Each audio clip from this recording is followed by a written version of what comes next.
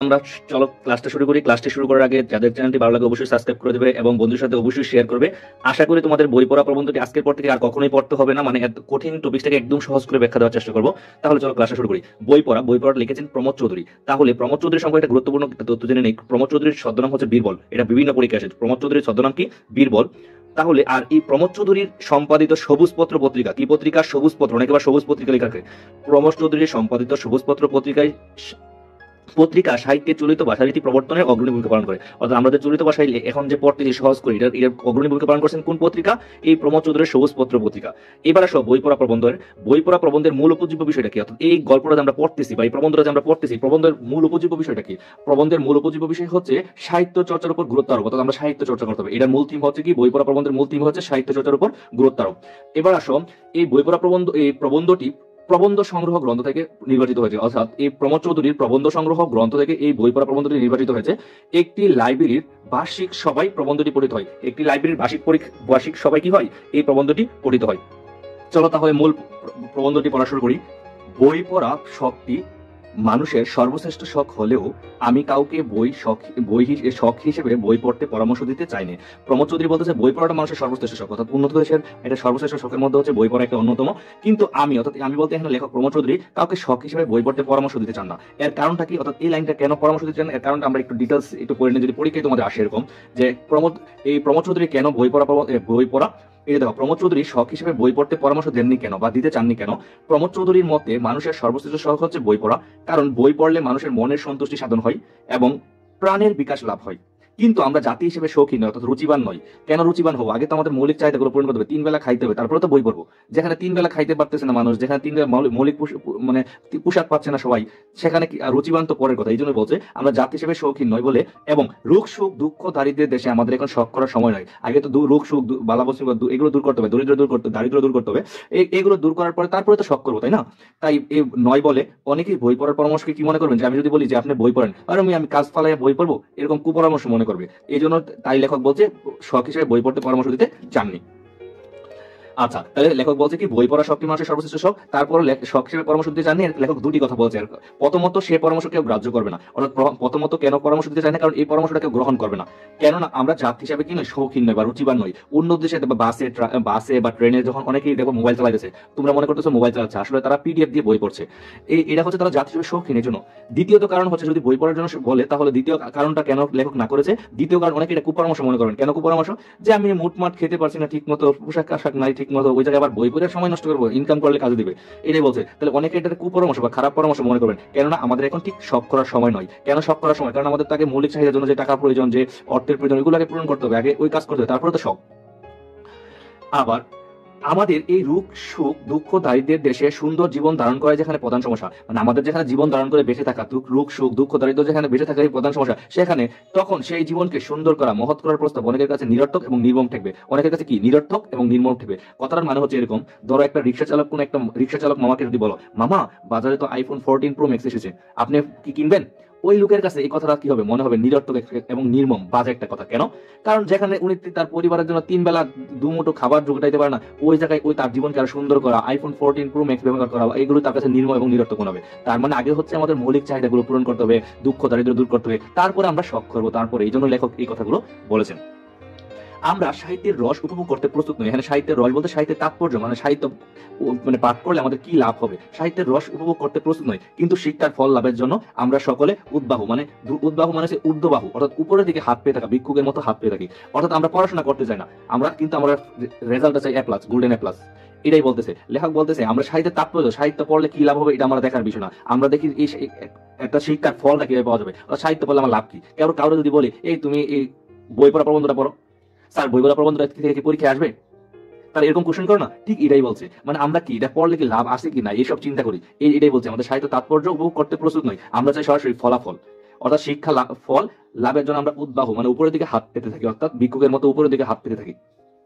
আমাদের বিশ্বাস শিক্ষা আমাদের গায়ের জ্বালা, গায়ের জ্বালা বলতে হচ্ছে অভাব এবং চোখের জল দুই দূর করবে। চোখের জল মানে দুঃখ, মানে আমাদের মানে বিশ্বাসটা কি, এই শিক্ষা অর্জন করলে আমাদের গায়ের জ্বালায় অভাবও দূর হবে, চোখের দল দূর হবে, অর্থাৎ অনেক টাকা পয়সা ইনকাম করতে পারবো ভবিষ্যতে। এই জন্য আমরা শিক্ষার দিকে ফোকাস দিই। দূর হবে এই আশা সম্ভবত দুরাশা, অর্থাৎ এই আশাটা আসলে দুরাশা। তাহলে দুরাশা মানে এরকম দেখা, দুরাশা সন্ধি বিসর্গ করতে, এটা বিসর্গ সন্ধি, এই রড জায়গায় কি দেওয়া একটা বিসর্গ দিবা, আর এই আকার মানে হচ্ছে আশা, বিসর্গ যুগ আশা, অর্থাৎ এই আশা আসলে মিথ্যা আশা। দুরাশা মানে হচ্ছে আসলে সম্ভবত এই আশা মিথ্যা আশা। কারণ শুধু শিক্ষা অর্জন করলে হবে না, প্রকৃত শিক্ষা অর্জন করতে হবে। কিন্তু তাহলেও আমরা তা ত্যাগ করতে পারি না, তারপর আমরা শিক্ষা অর্জন করি। কারণ কেননা আমাদের উদ্ধারের জন্য সদুপায় মানে বিকল্প উপায় আমাদের চোখের সম্মুখে মানে সামনে দেখতে পাই না। অর্থাৎ আমরাও শিক্ষা অর্জন করতাম না যদি আমাদের শিক্ষার চেয়ে ভালো কোনো অল্টারনেটিভ বিকল্প অপশন থাকতো, যেটা দিয়ে শিক্ষা অর্জন না করে টাকা ইনকাম করা যায়, তাহলে আমরাও শিক্ষা অর্জন করতাম না। তাহলে আমরা দেখি যে শিক্ষার চেয়ে ভালো বিকল্প অল্টারনেটিভ নাই, এই জন্য আমরা শিক্ষা অর্জন করি। যেমন চিটাং যারা থাকে, চিটাংয়ে দেখবা খুব মেয়েরা অনেক বেশি শিক্ষিত হয়, মেয়েরা বেশি পড়াশোনা করে, ছেলেরা একটু বড় হলেই বাবা মা পাঠাই দেয় যে এই বন্দর নগরী যেহেতু ওইখানে বিভিন্ন জাহাজগুলো শিপগুলো সে হয়, তার মানে ছেলেদেরকে একটু বড় হলে ব্যবসায় লাগাই দেয়, কাজে লাগাই দেয়।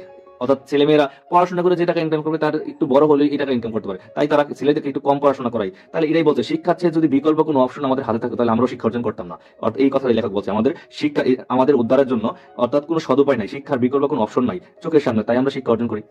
আচ্ছা, এবার বলতে তার মানে কি শিক্ষা অর্জন করবো না? লেখক বলছে হ্যাঁ অবশ্যই করবো। শিক্ষার মাহাত্ম্যে আমিও বিশ্বাস করি, অর্থাৎ শিক্ষার যে গুরুত্ব বা গৌরব এটা আমি বিশ্বাস করি, লেখক বলতে বিশ্বাস করি কি, এবং যিনি যাই বলুক, যে যাই বলুক, সাহিত্য চর্চা শিক্ষার সর্বপ্রধান অঙ্গ। তাহলে শিক্ষার সর্বপ্রধান অঙ্গ কি? অঙ্গ যেমন আমাদের দেহের সর্বপ্রধান অঙ্গ যেমন মস্তক, মাথা, তাহলে সাহিত্য চর্চা হচ্ছে শিক্ষার সর্বপ্রধান অঙ্গ। তাহলে পরীক্ষা আসতে পারে সবচেয়ে ইম্পর্টেন্ট মধ্যে এখানে একটা, তাহলে মানুষের সর্বপ্রধান অঙ্গ কোনটি? সাহিত্য চর্চা। শিক্ষার সর্বপ্রধান অঙ্গ কোনটি? সাহিত্য চর্চা। খুবই ইম্পর্টেন্ট। তার মানে এটা কেন সাহিত্য চর্চা শিক্ষার সর্বপ্রধান অঙ্গ একটু দেখে নাও। দেখো, লেখক সাহিত্য চর্চাকে শিক্ষার সর্বপ্রধান অঙ্গ মনে করেছেন কেন?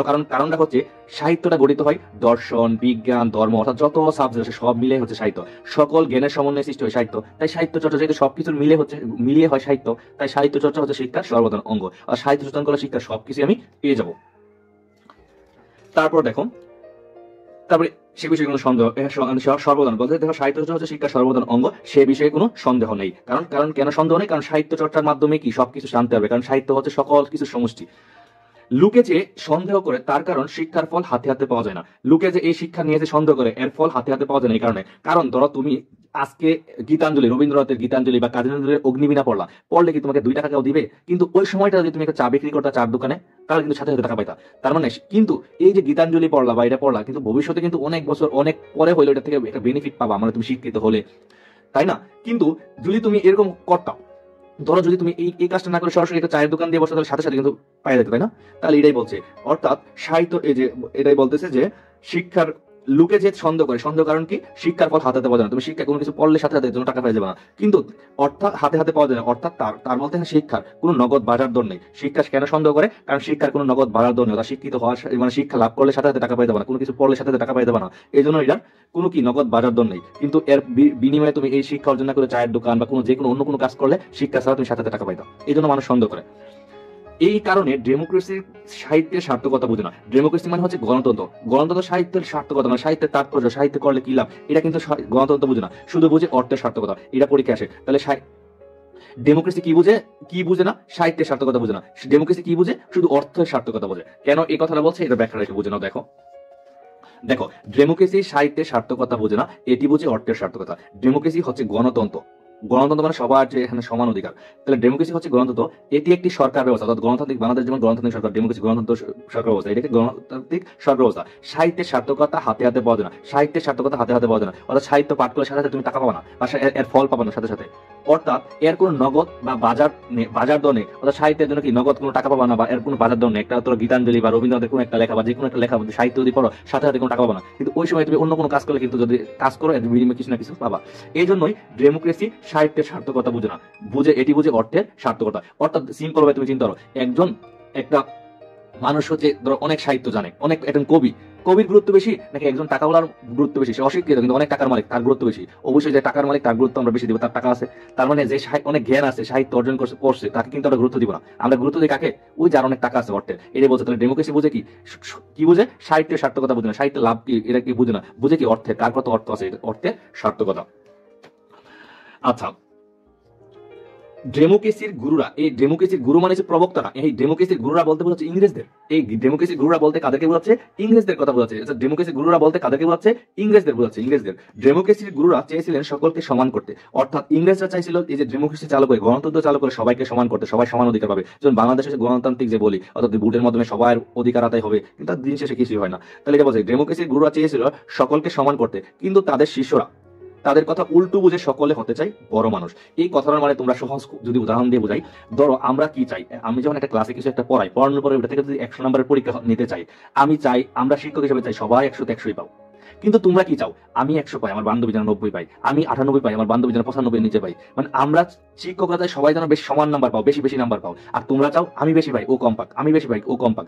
তার মানে এটাই বলছে। তো ডেমোক্রেসি গুরুরা চাইছিল সবাইকে সমান করতে, কিন্তু শিষ্যরা কি উল্টো বুঝে সকলে হতে চায় কি বড় মানুষ। একটি বিশিষ্ট অভিজাত সভ্যতা, এখানে বিশিষ্ট অভিজাত সভ্যতা মানে ইংরেজ সভ্যতার উত্তরাধিকার মানে দাবিদার হয়েও, অর্থাৎ একটি অভিজাত সভ্যতা মানে মর্যাদাপূর্ণ সভ্যতার উত্তরাধিকার মানে দাবিদার হয়েও, অর্থাৎ আমার ইংরেজি সভ্যতার দাবিদার হয়েও ইংরেজি সভ্যতার সংস্পর্শে, অর্থাৎ ইংরেজ সভ্যতার সংস্পর্শে এসে আমরা ডেমোক্রেসির গুণগুলো আয়ত্ত করতে, ডেমোক্রেসির গুণগুলো আয়ত্ত করতে না পেরে তার দোষগুলো আত্মসাৎ করেছি। অর্থাৎ ডেমোক্রেসির গুণগুলো এরকম, দেখো এই কথাটার মানে হচ্ছে, দেখো আমরা ডেমোক্রেসির অর্থাৎ গণতন্ত্রের গুণগুলো আয়ত্ত করতে পারি নাই, অর্থাৎ ভালো ভালো কি গুণ আছে এগুলো আয়ত্ত করতে পারি নাই, কিন্তু তার দোষগুলো আত্মসাৎ করে করেছি। শর্টকাটে এখানে বোঝানোর আগে তোমাদের একটা উদাহরণ দিই। তুমি যখন কোচিং এ পড়ো বা কোনো একটা স্কুলে পড়ো, তোমার ক্লাসমেট বন্ধুদের যে ভালো ভালো গুণ আছে, একটা ছেলেতে 5 ওয়াক্ত নামাজ পড়তেছে, তুমি তার সাথে মিশা, তুমি হয়তো 5 ওয়াক্ত নামাজ পড়তেছো এরকম না, কিন্তু তোমার একটা বন্ধু সিগারেট খাচ্ছে, তোমার একটা বন্ধু ক্লাসে ডিস্টার্ব করতেছে, তোমার একটা বন্ধু দুষ্টামি করতেছে, তুমি কয়েকদিন তার সাথে মিশে দেবা, তুমি তার আচরণগুলো নিয়ে নিবা। মানে এই কথা এরকম, অর্থাৎ আমাদের ভালো ভালো গুণগুলো আমরা নিয়ে নাই, আমরা খারাপ গুণ কি করি নিজের কাছে নিজে সহজে নিয়ে নিই। তাহলে ডেমোক্রেসির গুণগুলো আয়ত্ত না করে তার দোষগুলো আত্মসাৎ করেছি। কারণ কি?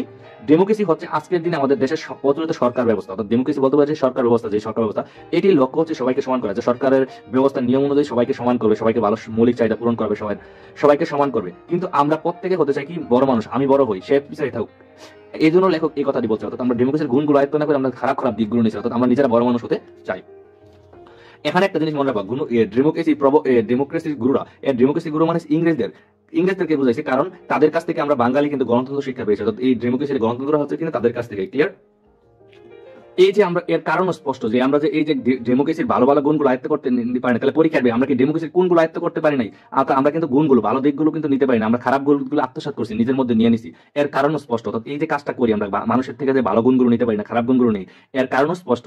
এই হলো ব্যাধি সংক্রামক, স্বাস্থ্য নয়। খুবই ইম্পর্টেন্ট কিন্তু লাইনের ব্যাখ্যা খ নাম্বার আসে। ব্যাধি সংক্রমণ, স্বাস্থ্য নয়। সংক্রামক মানে কি? সংক্রামক হচ্ছে কারো সংস্পর্শে আসলে ওই দেহ থেকে অন্য দেহে স্থানান্তর হয়, অর্থাৎ ব্যাধি সংক্রমণ, স্বাস্থ্য নয়। এটার ব্যাখ্যা তোমাদেরকে একদম ডিটেলস দিয়ে দেয়, তোমাদের যদি খ নাম্বার প্রশ্নের পরীক্ষা আসে তাহলে লিখতে পারো। ব্যাধি সংক্রমণ, স্বাস্থ্য নয়, কারণ একজনের রোগ অন্যজনকে আক্রমণ করে, মানে একজন যদি কোনো একটা ছোঁয়াচা রোগের রোগী হয়, তার সাথে কেউ যদি মিশে, তার সাথে মিশলে ওই রোগটা তার কাছে চলে যাবে। কিন্তু একজনের স্বাস্থ্য অনেক ভালো, সে অনেক মোটা, কিন্তু একের স্বাস্থ্য অন্যের কাছে সংক্রমণ করে না। অর্থাৎ তোমার একটা বন্ধু অনেক মোটা, তুমি তার সাথে, তুমি চিকন, তুমি তার সাথে প্রতিদিন মিশে বসতেছো, ঘেসে বসতেছো, তার মোটা শরীর থেকে তোমার একটু শক্তি, মানে তুমি কিন্তু মোটা হবে না। কিন্তু একজনের রোগ আছে, ছোঁয়াচে রোগ আছে, তার বিভিন্ন অ্যালার্জি বা বিভিন্ন ছোঁয়াচে রোগ আছে, তুমি তার সাথে মিশো, দেখো তার ছোঁয়াচে রোগটা তোমার কাছে চলে গেছে। এটাই বলতে গেলে খ নাম্বার আসে, সুন্দর করে আগে দিবা, দেওয়ার পরে ব্যাখ্যাটা ভেবে লাগবা। নিয়মিত স্বাস্থ্যের যত্ন না নিয়ে একজন স্বাস্থ্যবান মানুষের সংস্পর্শে এলেই স্বাস্থ্যবান হবে না, তাকে নিজের যত্ন নিতে হবে। তেমনি সভ্যতার ভালো গুণগুলো সংস্পর্শে এলেই যে গুণগুলো আয়ত্ত করা যাবে তা না, এটা চর্চা করে তোমাকে অর্জন করে নিতে হবে। কিন্তু অনেক রোগ আছে যার সংস্পর্শে এলেই মানুষ তাতে আক্রান্ত হয়, অর্থাৎ ওই ব্যক্তির সংস্পর্শে গেলে তুমি আক্রান্ত হয়। তেমনি আমরা ইংরেজি সভ্যতার সংস্পর্শে আসা, তার গুণগুলো আয়ত্ত না করে তার দোষগুলোকে আত্মসাৎ করছি, অর্থাৎ এই ইংরেজি সভ্যতার ভালো ভালো দিক গুণগুলো আমরা নিয়ে দোষগুলো আত্মসাৎ করছি, অর্থাৎ গ্রহণ করেছি।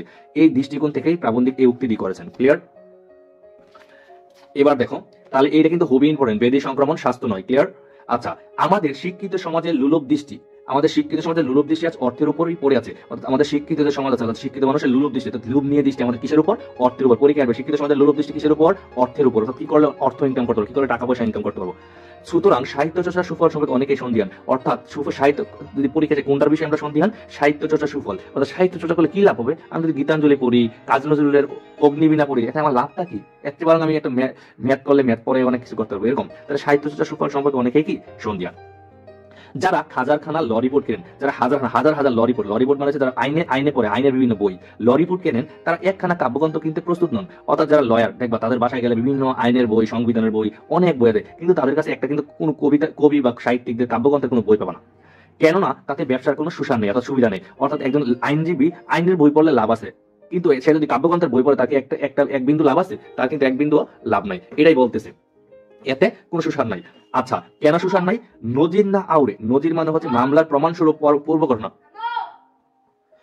আচ্ছা, নজির না আউরে, নজির মানে হচ্ছে মামলার প্রমাণ স্বরূপ পূর্ব ঘটনা। অর্থাৎ নজির মানে হচ্ছে একটা মামলায় তুমি লড়তেছো, এই মামলার পূর্ব ঘটনাগুলো কি আছে, মামলার পূর্ব প্রমাণ স্বরূপ কি ঘটনা।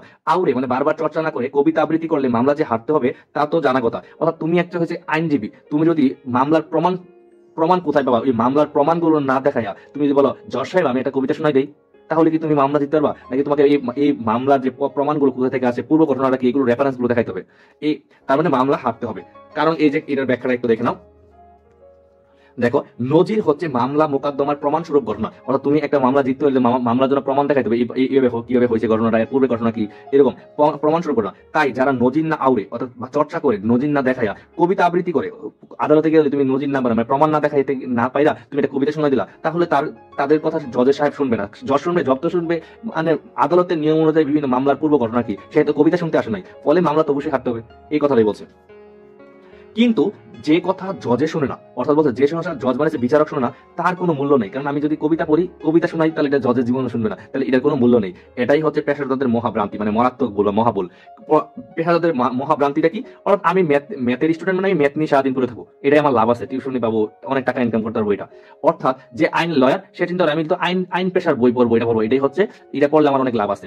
যে মনে করো মানে সায়েন্সে পড়ে, সে সায়েন্সের বইগুলি পড়বে, আর্টস কমার্সের বই পড়ে কি লাভ আমার?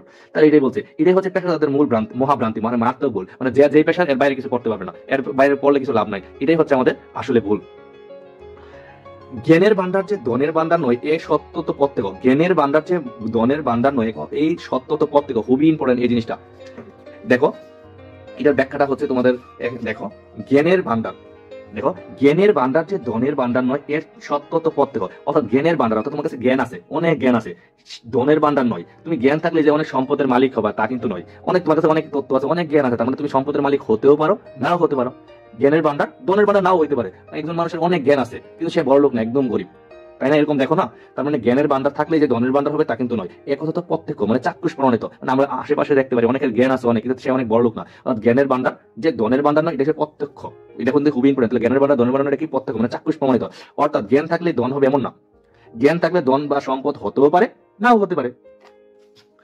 পরে দেখো, তাহলে এটাই বলছে জ্ঞানের ভান্ডার যে ধনের ভান্ডার নয়, এসব প্রত্যক্ষ, কিন্তু সমান প্রত্যক্ষ মানে চাক্ষুষ প্রমাণিত না হলো সমান সত্য এই যে এ যুগে যে জাতির জ্ঞানের ভান্ডার শূন্য, সে জাতি ধনের ভারেও ববানি। ভারেও ববানি অর্থ হচ্ছে সিক্ত বা শূন্য।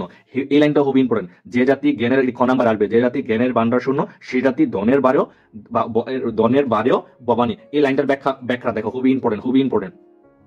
যে জাতি জ্ঞানের ভান্ডার শূন্য, যে জাতির জ্ঞান নাই, সে জাতি ধনেও শূন্য বা রিক্ত, ধন সম্পদও বেশি হবে না। দেখো উন্নত দেশগুলো আগায় যাওয়ার মূল কারণ কি? এদের জ্ঞান বিজ্ঞানে অনেক আগানো, এই জন্য এরা কিন্তু সম্পদের দিক দিয়ে অনেক আগায় গেছে। এটা বলছে পৃথিবীতে যে জাতি শিক্ষা দীক্ষায় যত উন্নত, তাদের ধন সম্পদের ভান্ডার তত সমৃদ্ধ। যেমন আমরা ইউরোপের দেশগুলোর দিকে দেখালে দেখতে পারি, শিক্ষা হয়তো কোনো জাতি উন্নত লাভ করতে পারে না, তাই আগে জ্ঞান অর্জন করতে হবে, তাহলে তারপরে কি হবে? তাহলে সম্পদ হবে। তাহলে প্রথম লাইনটা বলছিল যে জ্ঞান থাকলে সম্পদ হতেও পারে, নাও হতে পারে।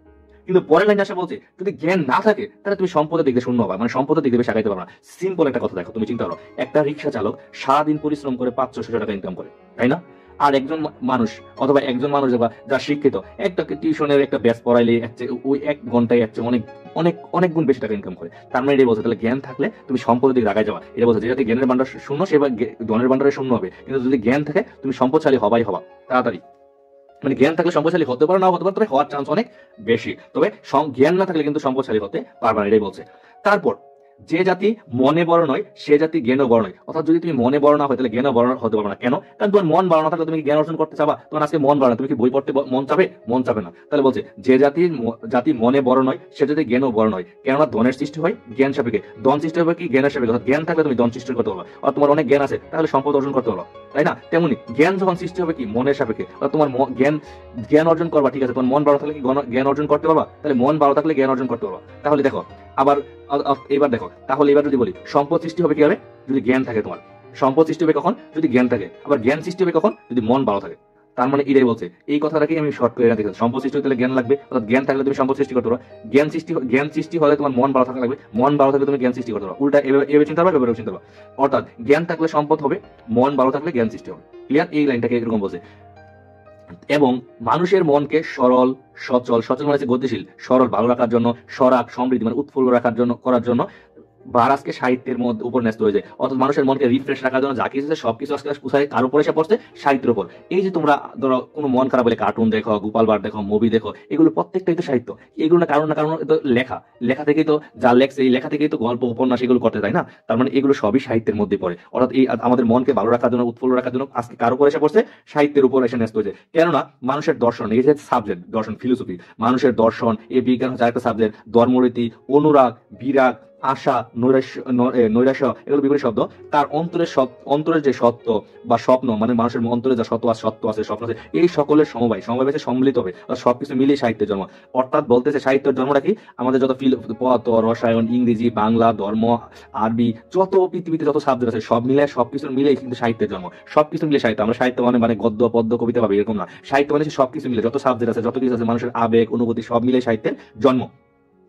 অপরাপর শাস্ত্রের ভিতর, এই অপরাপর মানে এক একটা সাবজেক্ট। তুমি যদি বলো ফিজিক্স, এই অপরাপর মানে যদি বলো ফিজিক্স অথবা যদি বলো কেমিস্ট্রি, এই একটা আলাদা আলাদা একটা সাবজেক্ট আছে, এই সাবজেক্ট গুলো কথা বলতেছে। তাহলে আগে পড়ে নেই, তাহলে দেখো এটার একটু ব্যাখ্যাটা পড়ে নেই।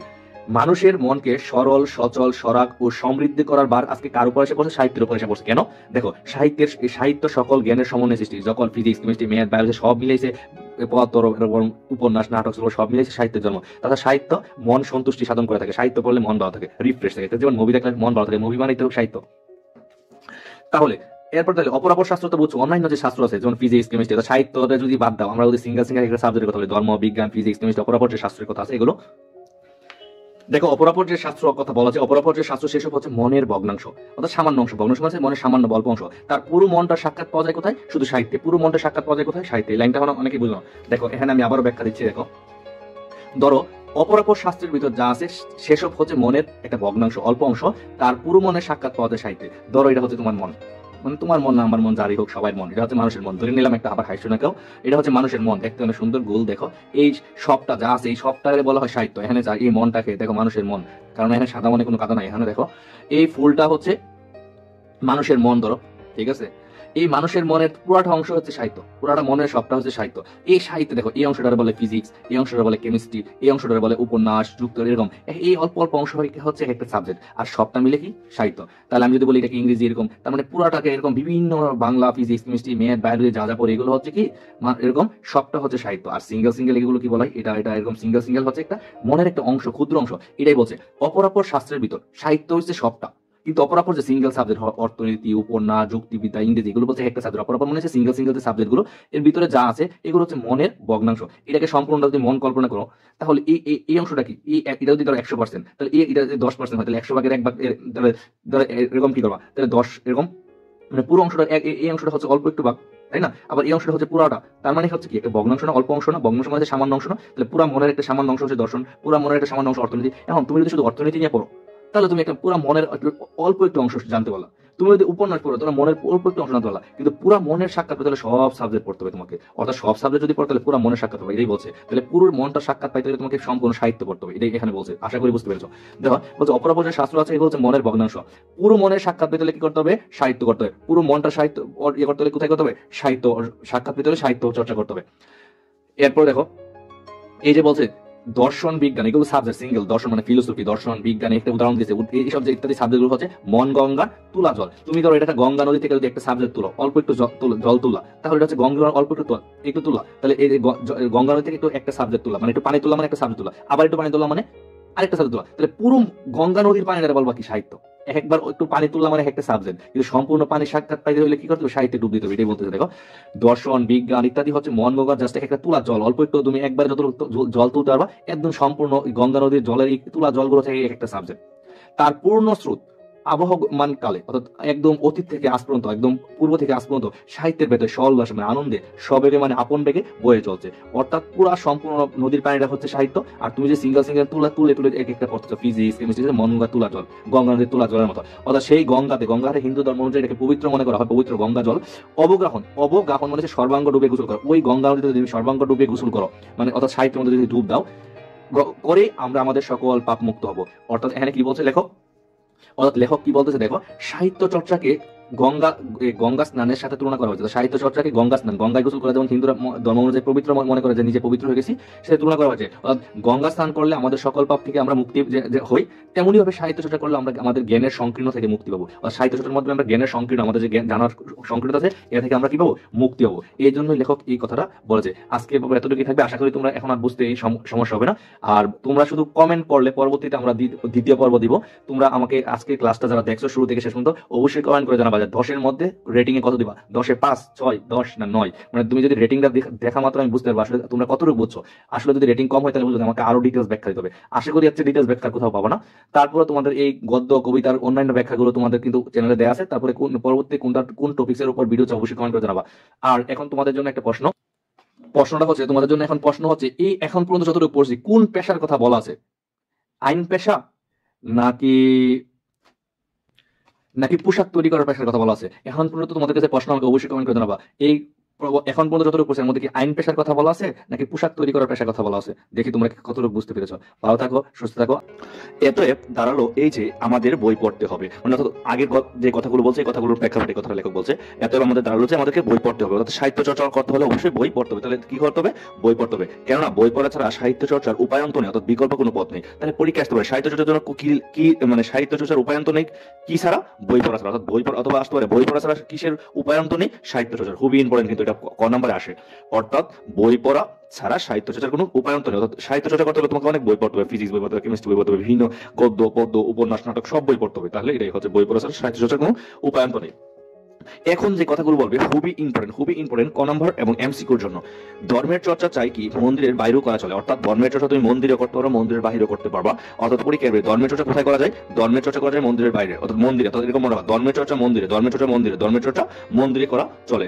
দর্শনের চর্চা গুহায়, দর্শনের চর্চা হচ্ছে গুহায়। এই দর্শনের চর্চা বলতে বোঝাচ্ছে ফিলোসোফার, অর্থাৎ যারা এরকম, যেমন আমরা জানি যে হযরত মুহাম্মদ সাল্লাল্লাহু আলাইহি ওয়াসাল্লাম যখন মহানবী সাল্লাল্লাহু কিন্তু হেরা গুহায় ধ্যানমগ্ন অবস্থায় ছিল, মানে সত্য অন্বেষণ করার জন্য অনেক বছর এরকম ধ্যানমগ্ন ছিল। তাহলে এরকমই কোনো কিছু নিয়ে চিন্তা করতে হলে, কোনো কিছু গবেষণা করতে হলে ফিলোসোফাররা কি ধ্যানমগ্ন থাকে না? এটাই বলতে দর্শনের চর্চা গুহায়। অর্থাৎ দর্শন চর্চা কোনো কিছু নিয়ে তুমি যদি চিন্তা করো, মগ্ন থাকো, তাহলে গুহায় একদম নিরিবিলি স্থানে করতে হবে।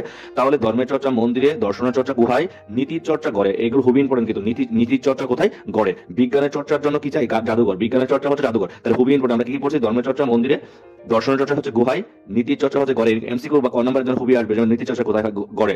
বিজ্ঞানের চর্চা হচ্ছে জাদুঘরে।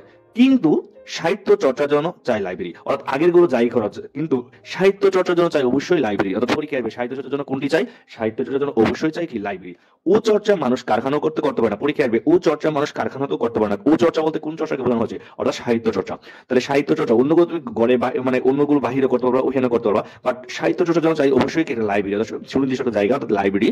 ও চর্চা মানুষ কারখানাতেও করতে পারে না, চিড়িয়াখানা করতে পারে না। অর্থাৎ পরীক্ষা আসবে কোন চর্চা? সাহিত্য চর্চা। সাহিত্য চর্চা কোথায় করতে পারে না? মানুষ কারখানাতেও করতে পারে না, চিড়িয়াখানায় করতে পারে না। তাহলে এইসব কথা যদি সত্য হয়, লেখক বলতে তাহলে আমি যে যা বললাম এগুলো যদি সত্য হয়, তাহলে আমাদের মানতেই হবে সাহিত্যের মাধ্যমে আমরা জাত মানুষ হবো। অর্থাৎ সাহিত্য চর্চার মাধ্যমে আমরা কি হবো? জাত মানুষ হবো। সাহিত্য চর্চার মাধ্যমে আমরা কি হবো? জাতে মানুষ হবো। তাহলে আমাদের কি করতে হবে? সাহিত্য চর্চা করতে হবে, তাই না? আমাদের জাত মানুষ হবে কিসের মাধ্যমে? সাহিত্য চর্চার মাধ্যমে। অথবা সাহিত্য চর্চার মাধ্যমে আমরা কি হবো? জাত মানুষ হবো। এই জন্য আমাদের যত বেশি লাইব্রেরি প্রতিষ্ঠা করবো, দেশ তত বেশি উপকার হবে, বা উপকার হবে, মানে উপকৃত হবে। অর্থাৎ তাহলে আমাদের দেশ উন্নতি করার জন্য কি দরকার? বেশি বেশি করে লাইব্রেরি প্রতিষ্ঠা করতে হবে। এই জন্য আমাদের যত বেশি লাইব্রেরি প্রতিষ্ঠা করবো, দেশ তত বেশি উপকার পাবে বা উপকৃত হবে। আমাদের মনে হয় এদেশে লাইব্রেরির সার্থকতা হাসপাতালে চাইতে কম নয়। তাহলে লেখকের মতো, অর্থাৎ এই আমাদের এরকম লেখকের মতে লাইব্রেরির সার্থকতা হাসপাতালে চাইতে কম নয়। আচ্ছা, তোমরা যারা লাইব্রেরি যাও, দেখো অনেক লাইব্রেরির নামটা কিন্তু ধীরিকার দেয়। আগে ধীরিকার ছিল লাইব্রেরি, এখন কিন্তু রসিকার। মনে রাখবা, লাইব্রেরি বানাটা এখন রসিকার। তাহলে আমাদের মনে হয় এদেশে লাইব্রেরির সার্থকতা হাসপাতালে চাইতে কম নয়, এবং স্কুল কলেজে চাইতে একটু বেশি। তাহলে লেখকের মতে হাসপাতালে চাইতে কম নয়, অর্থাৎ হাসপাতালের সমানই হচ্ছে লাইব্রেরির সার্থকতা, মানে গুরুত্ব, এবং স্কুল কলেজে চাইতে অবশ্যই বেশি। এই কথাটা খুবই ইম্পর্টেন্ট, খ নম্বরের ব্যাখ্যায় আসে। আচ্ছা, লাইব্রেরির সার্থকতা হাসপাতালে চাইতে কম নয়, এই লাইনটার ব্যাখ্যাটা কি? আচ্ছা, আমরা যখন অসুস্থ হই তাহলে আমরা কোথায় ভর্তি হই? হাসপাতালে ভর্তি হই। কিন্তু তুমি যখন মন অসুস্থ হয়, তুমি যখন মানসিকভাবে অসুস্থ হও, লাইব্রেরিতে সে শারীরিক অসুস্থ হলে তুমি মানে তুমি শারীরিক অসুস্থ হলে তুমি হাসপাতালে যাও, কিন্তু তুমি যদি মানসিকভাবে অসুস্থ হও, অর্থাৎ মন খারাপ থাকে, তখন কোথায় যাবা? লাইব্রেরিতে। এখন আমাদের লাইব্রেরিগুলোর স্থান নিয়ে নিয়েছে ইউটিউবে। ওরা সিম্পল, তুমি চিন্তা করো, তুমি কোনো মন খারাপ হলে একটা মুভি দেখো, একটা নাটক দেখো, ফানি ভিডিও দেখো, অথবা ইউটিউবে যাও, গান শোনো, এগুলো সবগুলোতে সাহিত্য। এই যে গান শুনতো, সেটা কেউ না কেউ তো লেখছে। তুমি ইউটিউবে যেটা মুভি দেখছো, মুভিটা কেউ না কেউ লেখছে। তার মানে এগুলো দেখুন আমরা যখন অনেক নাটকগুলো দেখো নাটকগুলো তো কেউ না কেউ লেখছে, এরপরে এটাকে ভিডিও রূপ দিচ্ছে, তাই না? তাহলে এগুলো সবই হচ্ছে সাহিত্যের অন্তর্ভুক্ত। অর্থাৎ এখন হচ্ছে তাহলে লাইব্রেরি হচ্ছে মনের হাসপাতাল, এখন আমাদের মোবাইলটাই হয়ে গেছে মনের হাসপাতাল, কারণ মোবাইলের মধ্যে লাইব্রেরি সবই আছে। অর্থাৎ এই জন্য কিন্তু আগের দিনে তার মোবাইল ছিল না, তার মানে মানুষ মন খারাপ হলে কি করতো, লাইব্রেরিতে যেত, লাইব্রেরিতে গিয়ে সবাই সবার পছন্দের মতো বই পড়তে পারতো। কেউ গল্পের বই পড়তে চায়, লাইব্রেরিতে আছে, কেউ উপন্যাসের বই পড়তে চায়, তাও আছে, মানে যে যেরকম টাইপের পড়তে ভালো লাগে, অর্থাৎ নিজের পছন্দ মতো। ওখানে তোমাকে চাপায় দেয় না। যখন তুমি স্কুল কলেজে পড়ো, তোমার ফিজিক্স বই পড়তে হবে, কেমিস্ট্রি বই পড়তে হবে, বাধ্যবাধকতা করে দেয়। কিন্তু ওই লাইব্রেরি থেকে কেউ তোমাকে বলবে যে এই বইটাই পড়ো, তুমি মনের চাহিদা মতো পড়তে। আর মনে রাখবা, একটা মানুষ যখন নিজের ইচ্ছা মতো পড়তে পারে, তখন ওইটার মধ্যে কোনো কিছু নাই, তার বিরক্ত আসে না। তাহলে এটাই বলছে লাইব্রেরি হাসপাতাল, লাইব্রেরির সার্থকতা হাসপাতালের চাইতে কম না, কারণ হাসপাতাল হচ্ছে মানুষের শরীরের সুস্থ করার জন্য, আর লাইব্রেরি হচ্ছে মানুষের মন সুস্থ করার জন্য। এই জন্য বলছে হাসপাতালের চাইতে কম নয়। এবং স্কুল কলেজের চাইতে বেশি। কেন স্কুল কলেজের চাইতে বেশি? স্কুলে জোর করে আমাদেরকে শেখায়, সব মুখস্থ করায়, কিন্তু লাইব্রেরি আমাদেরকে কোনো জোর করে কোনো কিছু শেখায় না। অর্থাৎ লাইব্রেরিতে তুমি ইচ্ছা মতো শিখতে পারবা, আর স্কুলে গেলে এই প্যারাগ্রাফটা মুখস্থ কর, ওই অ্যাপ্লিকেশনটা মুখস্থ কর, এরকম। অর্থাৎ লাইব্রেরিতে তোমাকে এরকম সাজেশন দেয় না, নিজের পছন্দ মতো পড়তে। এই জন্য বলছে স্কুল কলেজের চাইতে একটু বেশি। এক কথা শুনে অনেকে চমকে উঠবে, আরে লাইব্রেরি সার্থকতা হাসপাতাল চাইতে বেশি, স্কুল কলেজের চাইতে কম, কি বলে পাগলের কথা, এটাই বলতে লেখক। এই কথা শুনে অনেকে চমকে উঠবে, চমকে যাবে না, এইসব কি বলে দেখো। কেউ কেউ আবার হেসে উঠবে না, কেউ আবার হাসিও পাবে এই কথা শুনে। কিন্তু আমি জানি আমি রসিকতাও করছি না, অর্থাৎ আমি রসিকতা করতেছি না, অদ্ভুত কথা বলছি, আমি অদ্ভুত কথা বলছি না। আচ্ছা, যদিও এ বিষয়ে লোকমত মানে মানুষের মত, অন্যান্য মানুষের মত, যে আমার মতের সমরেখা চলে না। সমরেখা মানে সহমত পোষণ করবে না, অনেকে আমার সহমত পোষণ করবে না, অনেকে হয়তো আমার কথার মতো আমার কথার সাথে একমত নাও হতে পারে। লোকমত মানে মানুষের, কারণ স্বাভাবিক একজন মানুষের চিন্তার সাথে আরেকজন মানুষের চিন্তা নাও মিলতে পারে। এই লেখক এই কথাই বলছে যে আমার মতের সমরেখা হবে না, আর এই সমরেখা লেখাই চলবে না। তাহলে এই কথা কিন্তু খুবই। আর সমরেখা তোমাদের হায়ার ম্যাথের যারা পড়ো, হায়ার ম্যাথের কিন্তু 11 পয়েন্ট, এই 11 পয়েন্টের যে স্থানাঙ্ক যে মিটেছে ওইখানে সমরেখার কথাটা পাবা। সমরেখা অর্থাৎ 11.1 2 3 4 এগুলো সমরেখায় চলে না, অর্থাৎ লোকমত যে আমার সমরেখায় চলে না, সে বিষয়ে আমি সম্পূর্ণ সচেতন। লেখক বলতেছে আমার কথা সবাই আমার সাথে একমত হবে না, এই বিষয়ে আমি জানি, সম্পূর্ণ সচেতন। এতএব আমার কথাই আমি কৈফিয়ত দিতে বাধ্য। অর্থাৎ আমি যে আপনাদের কাছে এতক্ষণ গল্পগুলো বলতেছি, কথাগুলো বলতেছি, এগুলো আমি কৈফিয়ত দিতে বাধ্য, অর্থাৎ ব্যাখ্যা দিতে বাধ্য। কেন আমি কথাগুলো বলছি, এর প্রেক্ষাপটে ব্যাখ্যা দিতে আমি বাধ্য। আমার বক্তব্য অর্থাৎ আমার ব্যাখ্যা শুনে আমি আপনাদের আমার বক্তব্য আমি আপনাদের কাছে নিবেদন করেছি, অর্থাৎ উপস্থাপন করেছি, তার সত্য মিথ্যার বিচার আপনারা করবেন। অর্থাৎ আমি আমার কথা আমি আপনাদের কাছে পৌঁছে দিয়েছি, এখন সত্য না মিথ্যা আমার কথাগুলো বিচার আপনারা করবেন। সেই বিচার অর্থাৎ আপনাদের বিচারে যদি আমার কথা যদি না টিকে, অর্থাৎ আমার কথা যদি আপনাদের মিথ্যা মনে হয়, তাহলে রসিকতা হিসেবে আমারটা গ্রাহ্য করবেন, অর্থাৎ গ্রহণ করবেন, অর্থাৎ রসিকতা বলে চালিয়ে দিবেন। আমার বিশ্বাস শিক্ষা কেউ কাউকে দিতে পারে না। লেখকের মতে এই প্যারাটা খুব ইম্পর্টেন্ট। দেখো, আমার বিশ্বাস শিক্ষা কেউ কাউকে দিতে পারে না। তাহলে কোনটা কাউকে দিতে পারে না? শিক্ষা যদি কেউ কাউকে দিতে পারতো, তাহলে প্রথম কি হতো জানো? আমাদের বাবা মারা জন্মের সাথে সাথে ডাটা কেবল দিয়ে একদম সব তাদের জ্ঞান আমাদের মাথায় দিয়ে দিত। বাবা মারা আমাদেরকে এত ভালোবাসে, মানে তারা আমাদেরকে এতটা উপরে যেতে দেখতে চায়, আমাদেরকে এত ভালো কিছু হতে দেখতে চায়, যে তাদের সত্য জ্ঞান আছে একদম জন্মের সাথে আমাদের কেবল দিয়ে মাথায় ঢুকাই দিত। যদি একজন আরেকজনকে দেওয়ার সিস্টেম থাকতো, তাহলে লেখক বলতে আমার বিশ্বাস শিক্ষা কেউ কাউকে দিতে পারে না। সুশিক্ষিত লোক মাত্রই অশিক্ষিত। খ নম্বরে অনেকবার আশা করছেন, ভেরি ভেরি ইম্পর্টেন্ট। সুশিক্ষিত লোক মাত্রই অশিক্ষিত। দন্ত নিচে যখন ব থাকবে, সশিক্ষিত মানে হচ্ছে নিজে শিক্ষিত, নিজের চেষ্টায় শিক্ষিত। মনে করো অনেক ছেলেমেয়েরা আছে শুরু থেকেই দেখবা সে হাতের বিভিন্ন কাজ শিখে নিজের চেষ্টা শিখে ফেলে। অর্থাৎ যারা নিজের চেষ্টায় কোনো কিছু শিখে, অনেকে দেখবা চিত্র অঙ্কন খুব ভালো পারে, অনেকে বিভিন্ন কিছু ভালো পারে, অনেকে আর্ট ভালো পারে, মানে এক একজন এক এক স্টাইলে, যেটাকে কাউকে শিখাইতে হয় না, এটা নিজের চেষ্টায় হয়ে যায়। অথবা কেউ ক্রিকেট খেলা খুব ভালো পারে, কেউ ফুটবল খেলা খুব ভালো পারে, এটা হচ্ছে নিজের চেষ্টা শিক্ষিত। স্বশিক্ষিত লোক মাত্রই সুশিক্ষিত। অর্থাৎ নিজের চেষ্টায় যারা শিক্ষিত হয় এদেরকে বলা হয় বলা হয় সুশিক্ষিত লোক। অর্থাৎ স্বশিক্ষিত মানে নিজের চেষ্টায় যারা শিক্ষিত হয়, যে জ্ঞান অর্জন করে, এদেরকে বলা হয় সুশিক্ষিত। খুবই ভেরি ভেরি ইম্পর্টেন্ট। আচ্ছা, যেমন এটার প্রেক্ষাপটে আমি তোমাদেরকে একটা বলি, মানে আমরা যখন স্কুলে পড়তাম, আমাদের একটা বন্ধু ছিল এলাকায়, মানে ও মানে সবার কাছে মেকার নামে পরিচিত ছিল। কেন মেকার নামে পরিচিত ছিল? কারণ সে যখন আমরা যখন পড়াশোনায় ব্যস্ত, ও তখন লাইট ফ্যান ঠিক করা নিয়ে ব্যস্ত। কারোর ফ্যান বানাতে হবে, কারোর লাইট ঠিক করতে হবে, কোনো সবকিছু ও নিজে করতো।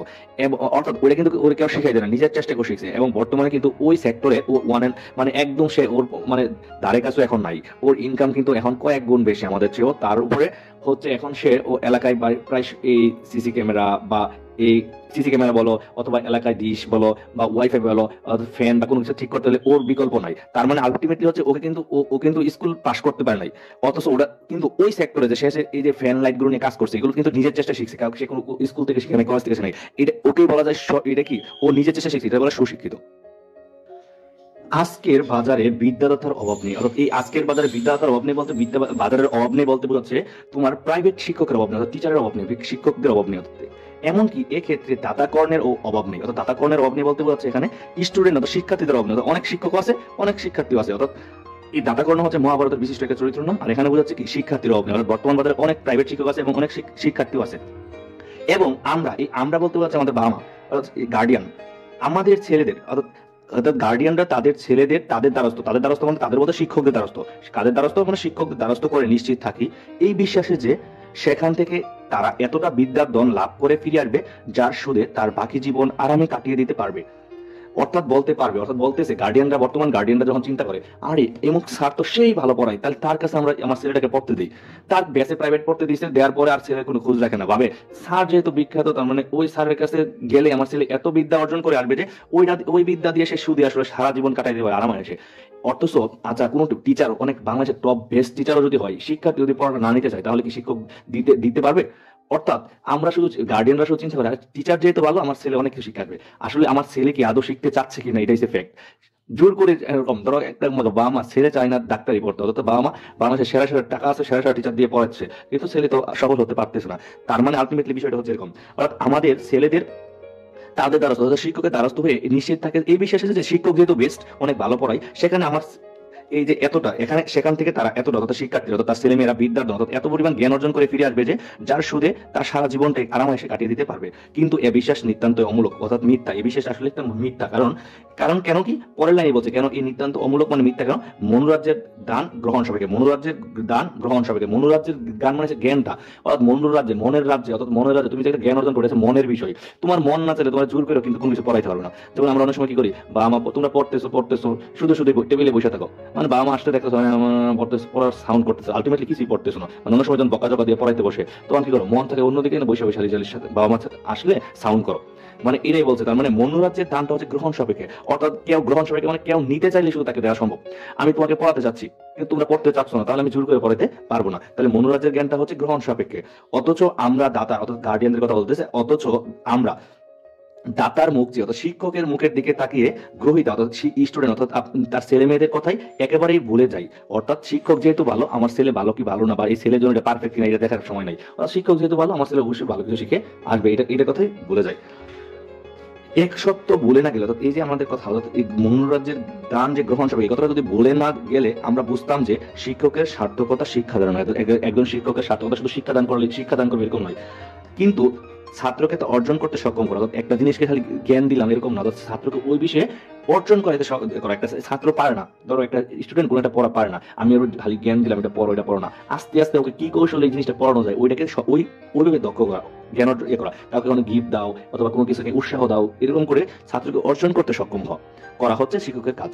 শিক্ষক ছাত্রকে এই লাইনটা দিয়ে এমসিকিউ তোমাদের বহু এমসিকিউ আসতে পারে, শিক্ষক ছাত্রকে শিক্ষার পথ দেখিয়ে দিতে পারেন, কি করতে পারেন একজন শিক্ষক সর্বোচ্চ কি করতে পারেন, শিক্ষক ছাত্রকে পথ দেখিয়ে দিতে পারেন যে তুমি এই পথে চলো এইভাবে কাজটা করো, তার কৌতূহল উদ্বেগ করতে পারেন, তার মধ্যে একটা পড়াশোনার জন্য একটা কৌতূহলী করতে পারেন, আর এই টপিকটা পড়লে তো এটা তো অনেক ইন্টারেস্টিং খুবই ভালো, তাহলে এরকম উদ্বেগ করতে পারেন, তার মধ্যে সঞ্চয় উদয় করতে পারেন, অর্থাৎ পড়াশোনার সময় মানে কৌতূহল তৈরি করে দিতে পারেন পড়াশোনায়। অর্থাৎ তোমাদের যদি এটা কোনো একটা কঠিন টপিককে আমরা ভিডিওর মাধ্যমে বিষয়টাকে উপস্থাপন করে সহজ করে তখন তোমার প্রতি কিন্তু ওই সাবজেক্টের প্রতি ভালোবাসা তৈরি হবে। তাহলে এটা বলছে কৌতূহল উদ্বেগ করতে পারেন, তার বুদ্ধিবৃত্তিকে জাগ্রত করতে পারেন, অর্থাৎ জ্ঞান পিপাসাকে বাড়াইতে পারেন, অর্থাৎ তাকে বিভিন্ন বিষয়কে তাকে আরো বেশি জ্ঞান পিপাসা বাড়াই দিতে পারেন, তার ইন্টারেস্ট বাড়াই দিতে পারেন, তাই জাগ্রত করে মানে বাড়াতে পারবেন।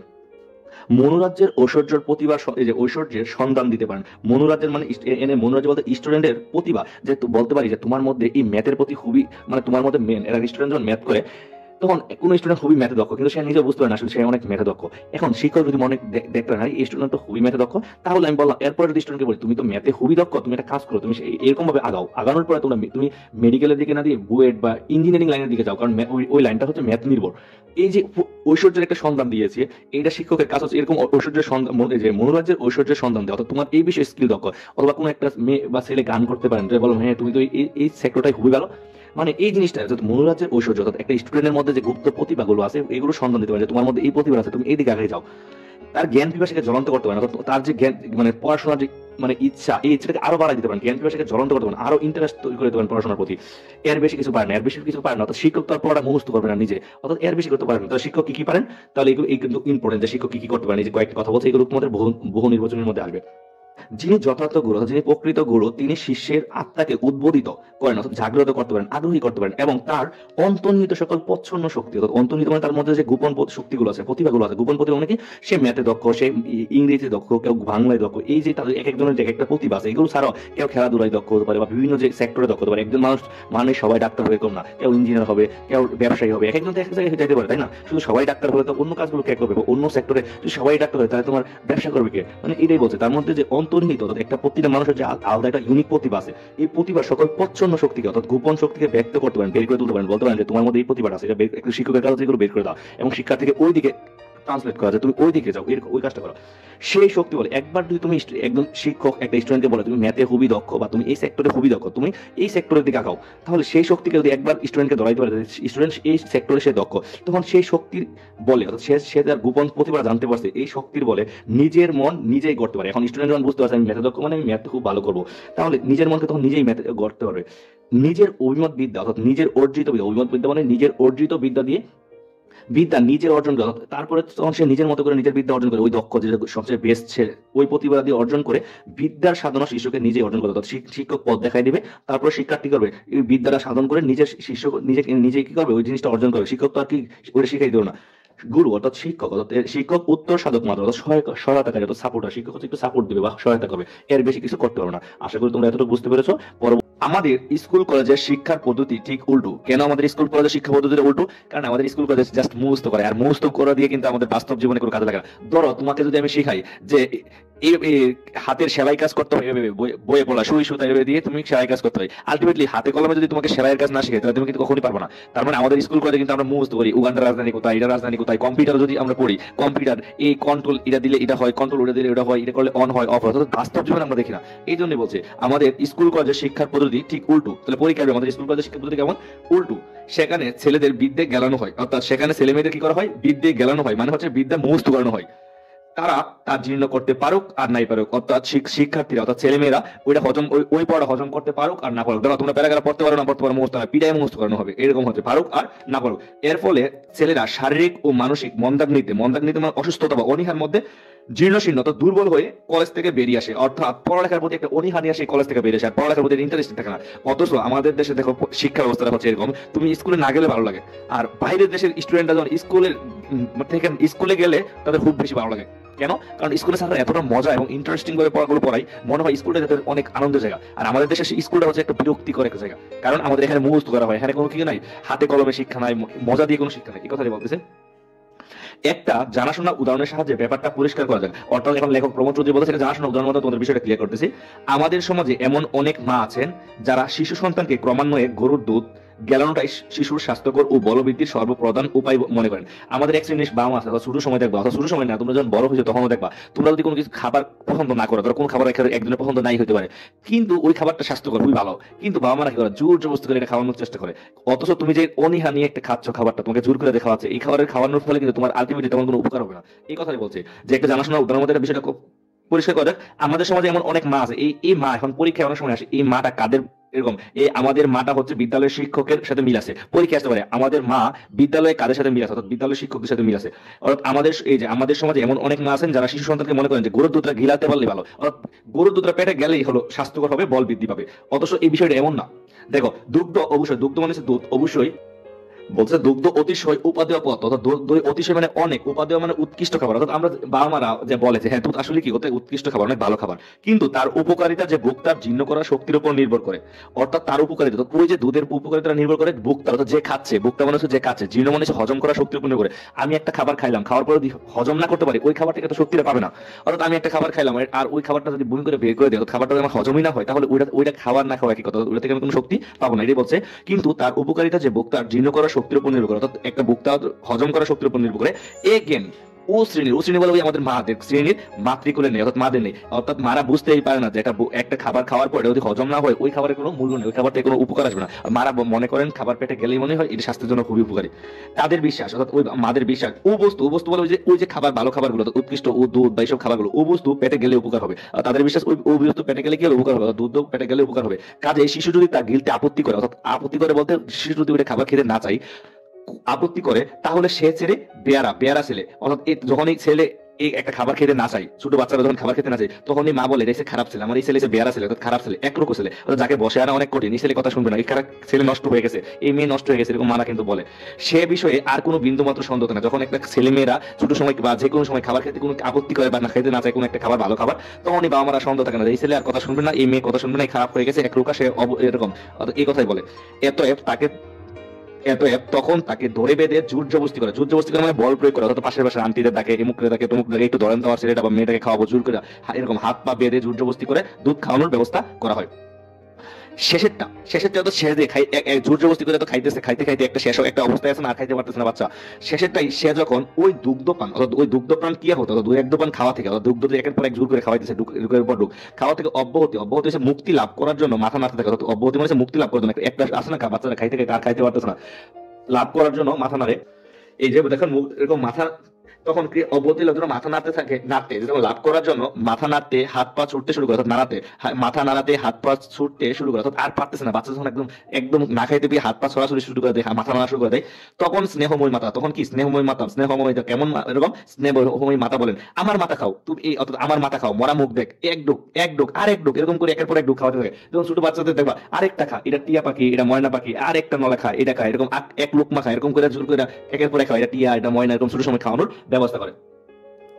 দেখো মাতার উদ্দেশ্য হচ্ছে খুব সাধু, অর্থাৎ মা যে এই জোর করে সন্তানকে খাওয়াইতেছে এটা কিন্তু ভালো, মা কিন্তু খারাপের উদ্দেশ্যে খাওয়াইছে না, ছেলের ভালোর জন্য তো খাওয়াইছে, তাই না? এটা হচ্ছে মাতার উদ্দেশ্য যে খুব সাধু, অর্থাৎ মায়ের উদ্দেশ্যটা ভালো, সে বিষয়ে কোনো সন্দেহ নাই। কিন্তু এ বিষয়েও কোনো সন্দেহ নয় যে উক্ত বলা করার ফলে মানে উক্ত বল প্রয়োগ করার ফলে, বল প্রয়োগ করে জোর জবরদস্তি করে খাওয়ার ফলে মা শুধু ছেলে যকৃতের মাথা খান মানে হচ্ছে যকৃতের হজম ক্রিয়া নষ্ট করে ফেলেন। অর্থাৎ এই ছোট বাচ্চাকে বা এই ছেলে মেয়েকে যখন জোর করে একের পর এক খাওয়াচ্ছে, একটা সময় এরকম জোর করে প্রতিনিয়ত খাওয়ানোর ফলে এরকম একটা অবস্থা হবে, ওই ছেলে ওই খাবারটা দেখা মাত্রই তার মধ্যে একদম বমি হয়ে যাবে, বা ওই খাবারটা দেখা মাত্র, অথবা মা ঘুমের মধ্যে আসছে তার মধ্যে একটা ভয় সৃষ্টি হয়েছে, এই বুঝে ওই খাবারটা নিয়ে আসে, এবং এক সময় এমন একটা ভয়ভীতি সৃষ্টি হবে তার খাবারের প্রতি অনীহা চলে যাবে, অর্থাৎ যকৃতের মাথা খায়, অর্থাৎ হজম ক্রিয়াটা নষ্ট হয়ে যাবে। অর্থাৎ ওই মাকে দেখলে মনে করবে এই বুঝি জোর করে খাওয়াচ্ছে, অথবা যাদেরকে ধরে বেঁধে ধরে নিয়ে খাওয়াই তাদেরকে দেখলে ভাববে এই বুঝি ওই খাবারটা খাওয়াচ্ছে, অর্থাৎ এদের হজম ক্রিয়াটাই নষ্ট হয়ে যাবে, অর্থাৎ ওই খাবারের প্রতি আরো অনীহা চলে আসবে, এবং ওই ছেলে দিন দিন আরো অসুস্থ হয়ে যাবে। এই কথা বলছে ওই বলা করার ফলে মা শুধু ছেলে যকৃতের মাথা খান, যকৃতের হজমকেই নষ্ট করে দেন এমন না, বরং ঢুকের পর ঢুক, অর্থাৎ একের পর এক খাওয়ার পরে তার বলতে হচ্ছে এই সন্তানের মরামুখ দেখবার সম্ভাবনা বাড়িয়ে চলেন। অর্থাৎ এরকম ঢুকের পর ঢুক যদি এই সন্তানকে খাওয়ানোর ফলে একসময় ছেলে সত্যি মারা যাবে। অর্থাৎ কেন মারা যাবে? কারণ ওই যে হজম ক্রিয়া নষ্ট হয়ে যাবে, খাবারের প্রতি অনীহা হবে, অর্থাৎ তার মরামুখ দেখা, অর্থাৎ মার আসলে সন্তানের মরামুখ দেখার সম্ভাবনা আরো কি বাড়িয়ে চলেন। অর্থাৎ এরকম আমাদের স্কুল কলেজের শিক্ষা পদ্ধতিটা ঠিক ওই ধরনের, অর্থাৎ আমাদের স্কুল কলেজ আমাদেরকে ধরে বেঁধে পিটাই মিটাই জোর জবরদস্তি করে কি করে শিখায়, এটাই বলছে ঠিক ওই ধরনের। তাহলে আমাদের স্কুল কলেজের শিক্ষকদের সাথে কার মিল আছে? আমাদের মাদের মিল আছে, এটা কিন্তু এমসিকিউর জন্য খুব ইম্পর্টেন্ট। এর ফলে কত ছেলে সুস্থ সরল মন, এই যে জোর জবরদস্তি করে আমাদের হোমওয়ার্ক দেয়, অ্যাসাইনমেন্ট দেয়, প্রেজেন্টেশন দেয়, ক্লাস টেস্ট এরকম পড়া শুরু, একটা চিন্তা করে দেখা, একটা নার্সারি প্লের ওয়ান স্টুডেন্টের বাবা মারা কি পরিমাণ টর্চার করে যখন ভর্তি এডমিশন বিভিন্ন স্কুলে ভর্তির সময় বাচ্চাদেরকে না পড়তে পারলে মায়ের কি একবার চিন্তা করে। এর ফলে এই যে জোর জবরদস্তি করে এরকম, এর ফলে কত ছেলের সুস্থ সরল মন, অর্থাৎ সুস্থ সবল মন সরল মন যে ইনফ্যান্টাইল মানে লিভার, ইনফ্যান্টাইল মানে হচ্ছে দেখো, ইনফ্যান্টাইল মানে হচ্ছে শিশু সুলভ, অর্থাৎ ছোট বাচ্চাদের শিশু সুলভ যে একটা লিভার মানে যকৃৎ, গতাশু শব্দ হচ্ছে মৃত্যু, লিভার হচ্ছে যকৃৎ মনে, বা ইনফ্যান্টাইল মানে হচ্ছে শিশু সুলভ, গতাশু মানে কি মৃত্যু হচ্ছে, তা বলা কঠিন। অর্থাৎ এই যে জোর জবরদস্তি করে হোমওয়ার্ক, প্রেজেন্টেশন, এই ক্লাস, এই পরীক্ষা, ওটার ফলে অনেক ছেলেমেয়ের শিশু সুলভ কি যকৃৎ, লিভার যকৃতের কি হয় মৃত্যু ঘটে। অর্থাৎ এগুলো অর্থাৎ তাদেরকে মৃত্যু, তাদের প্রতি পড়ালেখার প্রতি অনীহা চলে আসে, এবং আর একদম ভয় সৃষ্টি হয়ে যায়, এটাই বলছে মৃত্যু হয়। এই পদ্ধতি হচ্ছে তা বলা কঠিন, কেননা দেহের মৃত্যুর রেজিস্ট্রি রাখা হয়, আত্মার নয়। অর্থাৎ কথার মানে কি, আমরা যদি কোনো একটা মানুষ মারা যায় তাহলে ওইটা রেজিস্ট্রি রাখা হয়, বাংলাদেশে এতজন মারা গেছে, কোনো মানুষের আত্মা মারা গেলে ওই জিনিসটা রেজিস্ট্রি রাখা হয় না। এবার বলতে পারে আত্মা মারা যাওয়া কি, সিম্পল একটা উদাহরণ তোমাদেরকে বোঝাই। যদি আত্মা মারা যাওয়া মানেটা হচ্ছে এরকম, ধরো তুমি হয়তো গেম খেলার খুবই মানে পাগল, গেম খেলার পাগল, হঠাৎ করে তোমাদের বাবা মারা বললো পর তুমি পড়তেছো না, গেমে আসক্ত হয়ে আসো, হুট করে তোমার বাবা বা মা মোবাইলটা নিয়ে আছাড় দিয়ে মনে করে মোবাইলটা ভেঙেই ফেলছে, দেখবা এরপরে তুমি জোর জবরদস্তি করে এবার তুমি রাগ করে পড়তে বসো, আলটিমেটলি তুমি পড়ার টেবিলে বসে রয়েছো, আলটিমেটলি কিছুই পড়তেছো না, মানে তোমার মনটা একদম কি হয়েছে, তোমার আত্মা অলরেডি মারা গেছে। বিষয়টা হচ্ছে এরকম যে তুমি একদম টেবিলে বসে আছো, তো তোমার চিন্তা এখানে ওইখানে, গেমে কি হবে না হবে, আলটিমেটলি তার মানে তোমার আত্মা অলরেডি মারা গেছে। তুমি খালি জাস্ট তোমাকে ডাক দিলে এ খাইতে আস, তুমি শুনোই নাই, অর্থাৎ তুমি শোনার এরকম মানে তুমি অন্য একটা মনস্ক হয়ে গেছো, এরকম টাইপের। অর্থাৎ এইরকম টাইপের, অর্থাৎ মানুষ যখন তার প্রিয় কাজগুলো করতে পারে না তখন তার আত্মায় মারা যায় বা তার কাজ। তার মানে এই না যে আমি তোমাদের মধ্যে বলতেছি গেমস খেলতে দেওয়ার জন্য, মানে বলতেছি বিষয়টা এরকম হচ্ছে, মানুষ তার প্রিয় কাজ, কেউ আছে খেলাধুলাই খুবই প্রিয় কাজ, মানে খেলাধুলা পড়াশোনার পাশাপাশি খেলাধুলা করবে, কিন্তু অনেক বাবা মার এরকম আছে খেলাধুলাই করতে দেয় না বা কোনো একটা কাজ করতে দেয় না, একেবারে এরকম যেন না হয়। এটাই বলছে দেহের মৃত্যু রেজিস্ট্রি রাখা হয়, কিন্তু আত্মা নয়। অর্থাৎ মানুষের দেহ যদি মারা যায় তাহলে, অর্থাৎ মানুষ যদি মারা যায় তাহলে ওটা রেজিস্ট্রি করে রাখা হয়, কিন্তু মানুষের আত্মা যে মারা যায় তখন রেজিস্ট্রি রাখা হয় না। তোরা অনেক সারা তোমার পড়ার চাপে এই চাপ ওই চাপ দিয়ে তোমাদের আত্মা বারবার করে মেরে ফেলে, এই কথা এগুলো বলতেছে। আমরা কিন্তু এই আত্মার অপমৃত্যুতে এই লাইনটা কিন্তু খ নাম্বারের জন্য খুবই ইম্পর্টেন্ট। খ নাম্বার অনেক বলছে দেহের মৃত্যু রেজিস্ট্রি রাখা হয়, আত্মা নয়। তোমরা গাইড থেকে সুন্দর করে খ নাম্বারের ব্যাখ্যাটা পড়বা। আমরা কিন্তু এই আত্মার অপমৃত্যুতে ভীত হওয়া দূরে থাক, উৎফুল্ল হয়ে ওঠে। অর্থাৎ তুমি এই যে এ প্লাস, ধরো সিম্পল একটা ছেলে যখন এ প্লাস পেতে চায়, এ প্লাসের কারণে তার কত দেখো খেলাধুলা কত কিছু তার ত্যাগ করতে হয়, কতবার অপমান সহ্য করতে হয়, কতবার কি করতে হয়। এই যে তার আত্মা এই এ প্লাস পাইতে হলে 2 বছর 1.5 বছর 1 বছরে কতবার তার আত্মা মারা যায়। এই আত্মার অপমৃত্যুতে কেউ কি ভীত হয় যে আমার ছেলেটা এ প্লাস পাওয়ার পিছনে কত কষ্ট করছে, তার কতবার তার মনটা ভাঙছে, তার প্রিয় খেলাটা খেলতে দেয় না, পিছু ঘুরতে দেয় না, এটা কথা দেয় না, তার মানে তার আত্মা কতবার মারা গেছে। এর ফলে কি কোনো বাবা মা বা গার্ডিয়ান কি ভীত হয়, কষ্ট মানে ভীত হয় যে আমার ছেলের আত্মাটা মারা গেছে, মন মানসিকতা অনেক আগে চেয়ে খারাপ হয়ে গেছে, এরকম কি ভীত হয় না, বরং উৎফুল্ল হয়। রেজাল্ট পাওয়ার পর বরং আর কি হয়, খুশি হয়। অর্থাৎ আমরা কি করি, মন মানসিকতা কি হবে না হবে সব দেখার বিষয় না, আমাদের দরকার ভালো একটা মানে ভালো রেজাল্ট। অর্থাৎ আমরা কি করি, আত্মার অপমৃত্যুতে আমরা ভীত হয় না, ভয় পাই না, বরং কি হয় আর খুশি হয়। অর্থাৎ এ প্লাস পাওয়ার পরে এ প্লাসের পিছনে যে কত শ্রম গেছে, কত আত্মা মারা গেছে, মানে এরকম মনটা ভেঙে গেছে, এগুলো দেখি আমরা কি উৎফুল্ল হয়ে উঠি, আমরা খুশি হয়ে উঠি। দেখো আমরা ভাবি, আমরা চিন্তা করি, ভাবি দেশে, অর্থাৎ এই দেশে যত ছেলে পাস হচ্ছে তত শিক্ষার বিস্তার হচ্ছে, যত বেশি পাস করতেছে তত শিক্ষার বিস্তার হচ্ছে। আসলে কি তাই? খালি পাস করলে কি শিক্ষার বিস্তার হচ্ছে এরকম না। মনে রাখবা, পাস করা আর শিক্ষিত হওয়া এক বস্তু নয়। এটারও ব্যাখ্যা আসে, পাস করা এবং শিক্ষিত হওয়া এক বস্তু নয়। শুধু এই ব্যাখ্যা এরকম না, চাকরি পরীক্ষা আমাদের আসে পাস করা ও শিক্ষিত হওয়া এক বস্তু নয়। কথাটি কার উক্তিটি কার? মনে রাখবা, প্রমোদ চৌধুরী। তাহলে পাস করা আর শিক্ষিত কি এক? পাস করা আর শিক্ষিত এক জিনিস না। অর্থাৎ তুমি জ্ঞান অর্জন করা, শুধু পাস করলে হবে না, কোনো কিছু খালি গ্রহণ করা, মুখস্থ করে দিয়ে পরীক্ষার সাথে ভূমি করে দিয়ে আসলে এরকম করলে হবে না। সেটা জ্ঞানটা অর্জন করতে হবে, বাস্তব জীবনে প্রয়োগ করতে হবে। এ সত্য স্বীকার করতে আমরা কুণ্ঠিত হই, অর্থাৎ আমরা বিশ্বাসই করতে চাই না। পাস করা শিক্ষিত হওয়া যে এক জিনিস নয়, এই জিনিসটা আমরা কি করতে না, বিশ্বাস করতে না, অর্থাৎ কুণ্ঠিত হই, অর্থাৎ আমরা সহজে স্বীকার করতে চাই না। শিক্ষাশাস্ত্রের একজন জগৎ বিখ্যাত ফরাসি মানে হচ্ছে ফ্রান্স, আর ফার্সি মানে ইরান। পরে যদি আকার থাকে, ফার্সি হচ্ছে ইরান আর ফরাসি মানে হচ্ছে ফ্রান্স। তাহলে একজন পরীক্ষা আসবে যে বই পড়া প্রবন্ধের এই যে জগৎ বিষয় কোন দেশে ছিল, এই যে শিক্ষাশাস্ত্রের একজন জগৎ বিখ্যাত ব্যক্তি আছেন, উনি কোন দেশের? ফরাসি শাস্ত্রী। কোন দেশের শাস্ত্রী? ফরাসি। অথবা ফরাসি শাস্ত্রীরা কি? শিক্ষাশাস্ত্রের একজন জগৎ বিখ্যাত ফরাসি শাস্ত্রী। ঠিক আছে, শিক্ষাশাস্ত্রের একজন জগৎ বিখ্যাত ফরাসি শাস্ত্রী। শাস্ত্রী মানে হচ্ছে পণ্ডিত। বলেছেন কি বলেছেন দেখো, বলেছেন যে এক সময় ফরাসি দেশের শিক্ষা পদ্ধতি এতটাই বেয়ারা মানে খারাপ ছিল যে সে যুগে, এক সময় ফ্রান্সের শিক্ষা ব্যবস্থাটা এতটাই খারাপ ছিল যে সেই যুগে কি হয়েছিল, France was save by her idlers. অর্থ হচ্ছে অকর্মা, এটা অর্থটা হচ্ছে অকর্মা। অর্থাৎ হচ্ছে এই কথাটার মানে হচ্ছে France was save by her idlers, অর্থ হচ্ছে অর্থাৎ যারা পাস করতে পারেনি বা চাইনি, অর্থাৎ যারা পাস করতে পারেনি অথবা চাইনি তারাই ফ্রান্সকে রক্ষা করেছে। তোমাদের এমসিকিউ পরীক্ষা আসবে যে কারা ফ্রান্সকে রক্ষা করেছিল, মনে রাখবা যারা পাস করতে পারেনি অথবা পাস করতে চাইনি তারাই ফ্রান্সকে রক্ষা করতে চেয়েছিল। এবং এই কথাটা কে বলছে? জগৎ বিখ্যাত ফরাসি শাস্ত্রী। খুবই ভেরি ভেরি ইম্পর্টেন্ট এই লাইনটা, এবং এটাও ব্যাখ্যা আসে।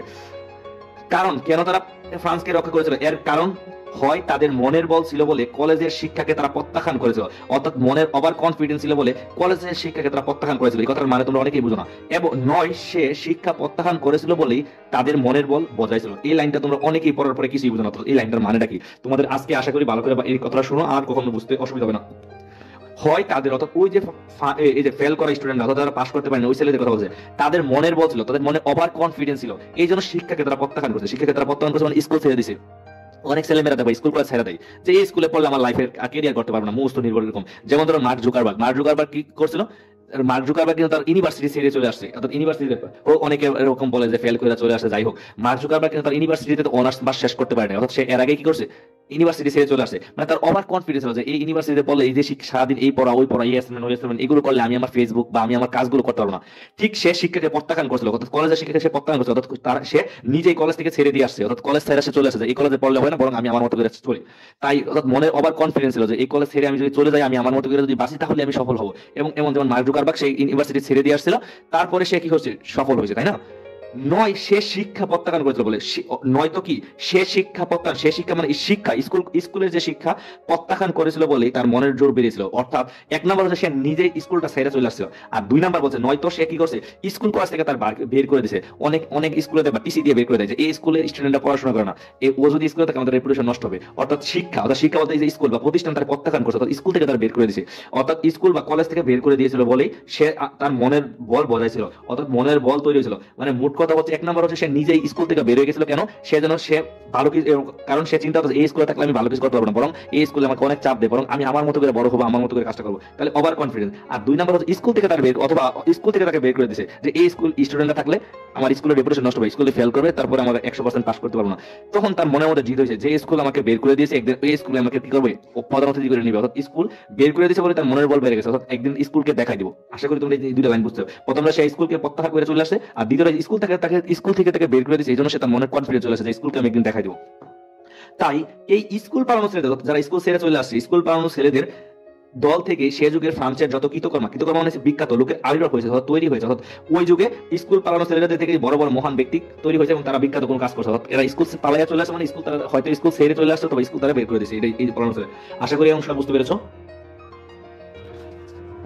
সে যুগে ফ্রান্সে কিরকম শিক্ষা দেওয়া হতো তা আমার জানা নেই, অর্থাৎ বলতেছে আগে যে ফ্রান্সে কিরকম শিক্ষা দেওয়া হতো তা আমার জানা নেই, কিন্তু তবু আমি জোর করে বলতে পারি, তাহলে লেখক প্রমোদ চৌধুরী বলতেছে তারপর আমি জোর করে বলতে পারি যে এ যুগে, অর্থাৎ এ যুগে বলতে বর্তমান যুগে আমাদের স্কুল কলেজের শিক্ষার যে রীতি চলতেছে, অর্থাৎ আমাদের স্কুল কলেজের শিক্ষার যে রীতিটা বা পথরা চলতেছে, মানে আমরা যে স্কুল কলেজে যা পড়তেছি তার চাইতে সে শিক্ষা পদ্ধতি কিছুতেই নিকৃষ্ট ছিল না, অর্থাৎ ওই সময় ফ্রান্সের যে শিক্ষা ব্যবস্থা ছিল আর আমাদের বর্তমানে যে শিক্ষা ব্যবস্থা এটলিস্ট খারাপ ছিল না, হয় আর সমান ছিল অথবা এর চেয়ে ভালোই ছিল, খারাপ ছিল না।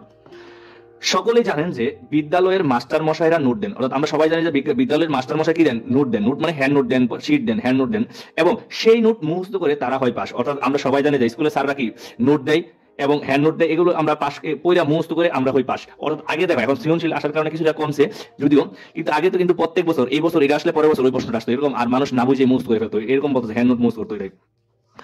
এর জুড়ি আরেকটি ব্যাপারও আমাদের দেশে দেখা যায়, অর্থাৎ এই যে আমরা মুখস্থ করি এরকম টাইপের আরেকটা উদাহরণ দিতেছে, অর্থাৎ আরেকটা জুড়ি মানে আরেক এর কাছাকাছি বা এর সমান সমান আরেকটা ব্যাপার আমাদের দেশে দেখা যায়, অর্থাৎ এই বিদ্যালয়ের নোটের মুখস্থ করার মতো আরেকটা জিনিস মুখস্থ করার উদাহরণ একটা দেখা যায়, অর্থাৎ জুড়ি বলতে এখানে কাছাকাছি বা সমান সমান একটা উদাহরণ দিতেছে লেখক। দেখা যায় এদেশের একদল বাজিকর আছে, বাজিকর মানে হচ্ছে একদল জাদুকর আছে, জাদুকর বলতে যারা জাদু দেখায়, অর্থাৎ এই বাজিকররা কি করে, বাজিকর আছে এদেশে একদল বাজিকর আছে যারা বন্দুকের গুলি, অর্থাৎ কি করে বন্দুকের গুলি থেকে আরম্ভ করে, অর্থাৎ বন্দুকের গুলি থেকে আরম্ভ করে উত্তরোত্তর মানে একের পর এক কামানের গুলি পর্যন্ত গলৎকরণ করে, গলৎকরণ মানে গিলে ফেলে, অর্থাৎ সার্কাসে দেখবা অনেক জায়গায় জাদু দেখায়, এখানে দেখা যাচ্ছে বন্দুকের গুলি গিলে খাই ফেলতেছে গিলতেছে, আবার একটু পর কামানের গুলি গিলে ফেলতেছে, তারপর আবার এটা আবার পেটের ভিতর থেকে আবার বের করে আসতেছে। এই উদাহরণে বলছে আমরা ঠিক স্কুলে কি করি মানে প্যারাগ্রাফ বা এগুলো মুখস্থ করি, পরীক্ষার ফলে এরকম গলত মানে ভূমি করে বের করে দিয়ে আসি, এরকম একটা উদাহরণের জন্য কথা টানতেছে দেখো, অর্থাৎ তারপর একের পর এক কি করে এগুলো বন্দুকের গুলি থেকে কামানের গুলি পর্যন্ত সবগুলো গলত গিলে ফেলে, তারপর একে একে সবগুলোকে উগলে দেয় মানে বের করে দেয় বা ভূমি করে দেয়, অর্থাৎ যেগুলো এই যে জাদুকর যেগুলো মুখের ভিতরে মানে গলার ভিতর দিয়ে পেটে ঢুকাইছিল এগুলো আবার একের পর এক করে সব বের করে দেয়।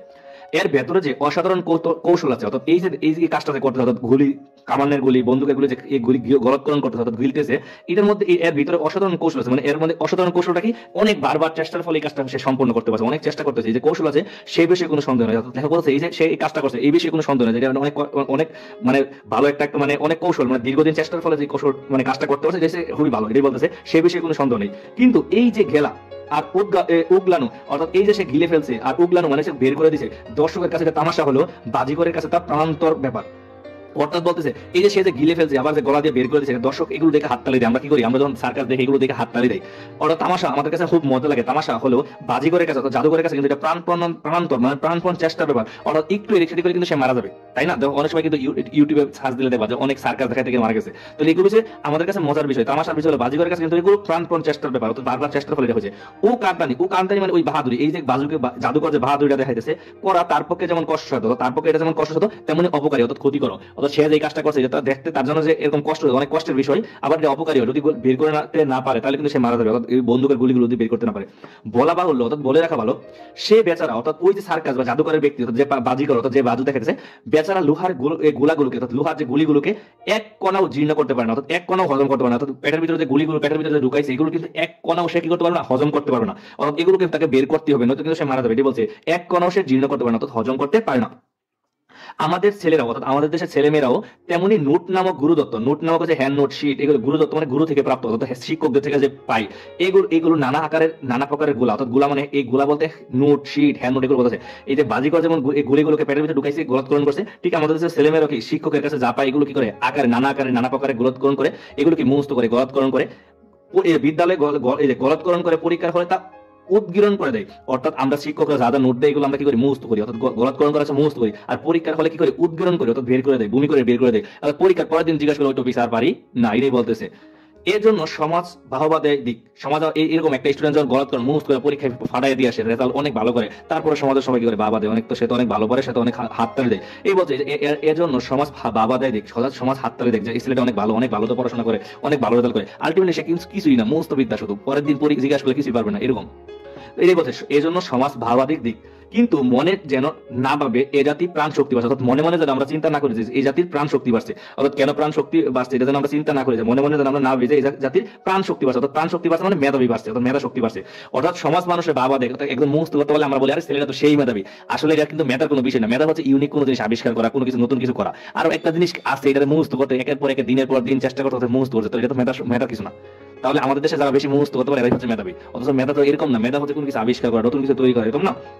এই জন্য বলছে এই জন্য সমাজ ভাবাদের দিক, কিন্তু মনে যেন না ভাবে যে এই জাতির প্রাণ শক্তি বাড়ছে, আমরা মনে মনে যেন না ভাবি যে এই জাতির প্রাণ শক্তি বাড়ছে, অর্থাৎ মেধাবী বাড়তেছে। স্কুল কলেজের শিক্ষা যে অনেকাংশ ব্যর্থ, অর্থাৎ স্কুল কলেজের শিক্ষা যে অনেকাংশ ব্যর্থ হয়, অনেক ক্ষেত্রে এটা শুধু ব্যর্থ না, অনেক ক্ষেত্রে এটা মারাত্মক আর ক্ষতিকর। আমাদের স্কুল কলেজের শিক্ষার অনেক সময় তো ব্যর্থ, কিন্তু অনেক সময় এটা শুধু ব্যর্থ না, এটা হচ্ছে মারাত্মক, উল্টারও ক্ষতি করে। কেন ক্ষতি করে? তুমি তোমার সৃজনশীলতা, অর্থাৎ স্কুল তো ভালো কিছু দেয়ই না, অর্থাৎ স্কুলে তুমি কিন্তু তোমার সৃজনশীলতা নষ্ট করে দেয়। যেমন তুমি একটা ছেলে আছে ধরো পড়াশোনার পাশাপাশি গিটার বাজাতে পারে বা অন্য কোনো একটা ফটোগ্রাফিতে অনেক দক্ষ, কিন্তু স্কুলে সারা বলে এই সামনে পরীক্ষা এসব বাদ দে, এসব হাবিজাবি করিস না, মানে বাবা মারাও বলে। তার মানে একজন স্কুলে একটা স্টুডেন্ট কিন্তু তার মতো করে, একটা স্টুডেন্ট হচ্ছে ধরো সবাই কি আর ডাক্তার হবে, সবাই কি আর ইঞ্জিনিয়ার হবে, এই তুই ভালো করে পড়িস না তুই তো গুলাই যাবি। অথচ এইরকম মতো হইতে পারে এই স্টুডেন্ট হয়তো ডাক্তার হইতে পারে না, কিন্তু একটা বড় বিজনেসম্যান হইতে পারে, অথবা ব্যবসায়ী হইতে পারে না, হতেই পারে। এটাই বলছে। তাহলে স্কুল কি করে? স্কুল কলেজের শিক্ষা অধিকাংশ সময় হচ্ছে ব্যর্থ, অনেক সময় এটা মারাত্মক অর্থাৎ ক্ষতিকর। কেন? কারণ এই মারাত্মক এই কারণে যে কারণ স্বশিক্ষিত হওয়ার সুযোগ নষ্ট করে দেয়, স্বশিক্ষিত হতে দেয় না। স্বশিক্ষিত মানে কি? নিজের চেষ্টায় নিজের যেটা ভালো লাগে ওই জিনিসটা শিখতে দেয় না। অর্থাৎ হ্যাঁ তোমাকে বলে ফিজিক্স পড়াবো এরকম করো, কিন্তু কে কি ভালো লাগে এটা দেয় না। যার যা ভালো লাগে তা করতে দেয় না। অর্থাৎ সিম্পল বাংলাদেশের শিক্ষা ব্যবস্থাটা হচ্ছে এরকম যে তুমি তোমার ম্যাথ পড়তে ভালো লাগে, কিন্তু তোমাদের ভার্সিটি ভর্তি পরীক্ষা তোমাকে মানে ভর্তি পরীক্ষা দেওয়ার পরে তুমি তোমার চাইলে তোমাকে ম্যাথ দিবে না, যদি তুমি ম্যাথ তালিকায় মনে করো ভালো পজিশন না করতে পারো। অর্থাৎ এখানে তোমাকে ভার্সিটি সিলেকশন করে দেবে তুমি কোন সাবজেক্টে পড়বা। অর্থাৎ এখানে ওই রকম নাই, কিন্তু অনলাইন দেশে এরকম আছে যে ছেলেটা যে বিষয়ে দক্ষ, এরকম তো হইতে পারে গ্রামের অজপাড়া গ্রামের একটা ছেলে সে কম্পিউটার অনেক দক্ষ, ঠিক আছে, যেটা একটা শহরের ছেলে চেয়েও ভালো পারে না। যেমন আমরা যেরকম গুগলে চাকরি করে কিন্তু এরকম আছে প্রাইভেট ইউনিভার্সিটির স্টুডেন্ট পড়ে, অনেকে গুগলে চাকরি করে, আমরা মানে গুগলে চাকরি করে আমরা সিএসসি ডিপার্টমেন্টেরই হতে এরকম, আসলে সিএসসি কম্পিউটার সায়েন্স ইঞ্জিনিয়ারিং এর সাবজেক্ট হতে এরকম না। এমন অনেক আছে যে ম্যানেজমেন্ট অ্যাকাউন্টিং এ পড়ে গুগলে চাকরি করে। তার মানে আলটিমেটলি হচ্ছে যে বিষয়ে দক্ষ থাকে ওই বিষয়ে পারদর্শী করা দরকার। অথচ আমাদের দেশে হচ্ছে কি মুখস্থ করা বিদ্যা দেয়, এটাই বলছে আমার সুযোগ দেয় না। মারাত্মক, কারণ আমাদের স্কুল কলেজের ছেলেদেরকে স্বশিক্ষিত হওয়ার সুযোগ দেয় না। অর্থাৎ আমাদের স্কুল কলেজের ছেলেমেয়েদেরকে স্বশিক্ষিত হওয়ার সুযোগ দেয় মানে নিজের এই যে ছেলেদের নিজের সৃজনশীলতা নষ্ট করে দেয়, অর্থাৎ নিজের চেষ্টায় কোনো নিজে কিছু করবে এরকম কি করে না, এরা এই সুযোগ দেয় না। শুধু তাই নয়, স্বশিক্ষিত হওয়ার শক্তি পর্যন্ত নষ্ট করে দেয়। কেন স্বশিক্ষিত হওয়ার শক্তি নষ্ট করে দেয়? অর্থাৎ তাদেরকে কি করে স্বশিক্ষিত হওয়ার সিস্টেম করে, কোন স্টুডেন্ট যদি ভালো করে গান গাইতে পারে, গিটার বাজাতে পারে, ভালো কিছু করতে পারে, বলো এই সামনে পরীক্ষা এসব বাদ দাও, এইসব করে জীবনে কোনো কিছু করতে পারো না, বা এরকম মানে তার নিজের কাজটা করতে দেয় না। অর্থাৎ পড়াশোনার পাশাপাশি যে এরকম তার সৃজনশীলতা কাজটা আগায় নিবে এইসব কাজ নাই। হ্যাঁ তুমি ডাক্তার হওয়া লাগবে, তোমাকে ইঞ্জিনিয়ার হওয়া লাগবে, সবাই যে ডাক্তার হবে সবাই তো ইঞ্জিনিয়ার হবে এরকম না, এই কথাটাই বলতে। অর্থাৎ এরকম আমাদের শিক্ষা ব্যবস্থাটা আমাদের এরকম বলছে যে আমাদের স্বশিক্ষিত হওয়ার সুযোগ নষ্ট করে দেয়, অর্থাৎ নিজের চেষ্টায় নিজের ইচ্ছায় নিজের আগ্রহে যে জিনিসটা শিখতে যে তার ভালো লাগে ওইটা নষ্ট করে দেয়। শুধু তাই নয়, স্বশিক্ষিত হওয়ার শক্তি পর্যন্ত কি করে নষ্ট করে দেয়। কেননা আমাদের স্কুল কলেজে ছেলেদের স্বশিক্ষিত হওয়ার সে সুযোগ দেয় না। অর্থাৎ ছেলে মেয়েদের কি করায়, যারা স্বশিক্ষিত হওয়ার সুযোগ দেয়। স্বশিক্ষিত হওয়া মানে কি? ছেলেরা নিজেদের যে সৃজনশীলতা ওই সৃজনশীলতা নিজের চেষ্টায় কোনো কিছু শিক্ষিত হয়। যেমন অনেক স্টুডেন্ট আছে হাতের কাজ পারে, কোন স্টুডেন্ট আছে খুব ভালো ক্রিকেট খেলতে পারে, কোন স্টুডেন্ট আছে খুবই ভালো আর্ট করতে পারে, কোন স্টুডেন্ট আছে খুব ভালো গান গাইতে পারে। অর্থাৎ এক একজনের যে এক একটা প্রতিভা এই স্কুল কলেজে কিন্তু এই সৃজনশীলতাগুলো নষ্ট করে দেয়। শুধু তাই নয়, স্বশিক্ষিত হওয়ার শক্তি পর্যন্ত নষ্ট করে দেয়। অর্থাৎ কেন কিভাবে নষ্ট করে দেয়? এই ছেলে তোমার পড়াশোনা নাই, এই কাজ করো ওই কাজ করো, সারাদিন পড়াশোনা ছাড়া অর্থাৎ অন্য যে তোমাদের অন্য কাজগুলো করতে দেয় না। অর্থাৎ একটা সৃজনশীল মানুষ তো সব মানুষই তো ডাক্তার বা ইঞ্জিনিয়ার হবে না, একজন এক সাইডে কাজ করবে, তাই না? তাহলে এরকম ব্যাড কমেন্টের মাধ্যমে তাদের কি করে সৃজনশীল এই যে স্বশিক্ষিত হওয়ার সুযোগটুকু কি করে নষ্ট করে, অর্থাৎ নিজেদের চেষ্টায় যে শিক্ষিত হবে এই এটাকে নষ্ট করে দেয়। অর্থাৎ কারণ স্বশিক্ষিত হওয়ার সুযোগ দেয় না। স্বশিক্ষিত যার যা ভালো লাগে তাকে তা করতে দেয় না। অর্থাৎ বলে সামনে পরীক্ষা এটা পড়ো ওইটা পড়ো, অর্থাৎ এছাড়া অন্য কিছু করতে দেয় না, এটাই বলছে। অর্থাৎ যার যা ইচ্ছা তা করতে দেয় না, নষ্ট করে দেয়।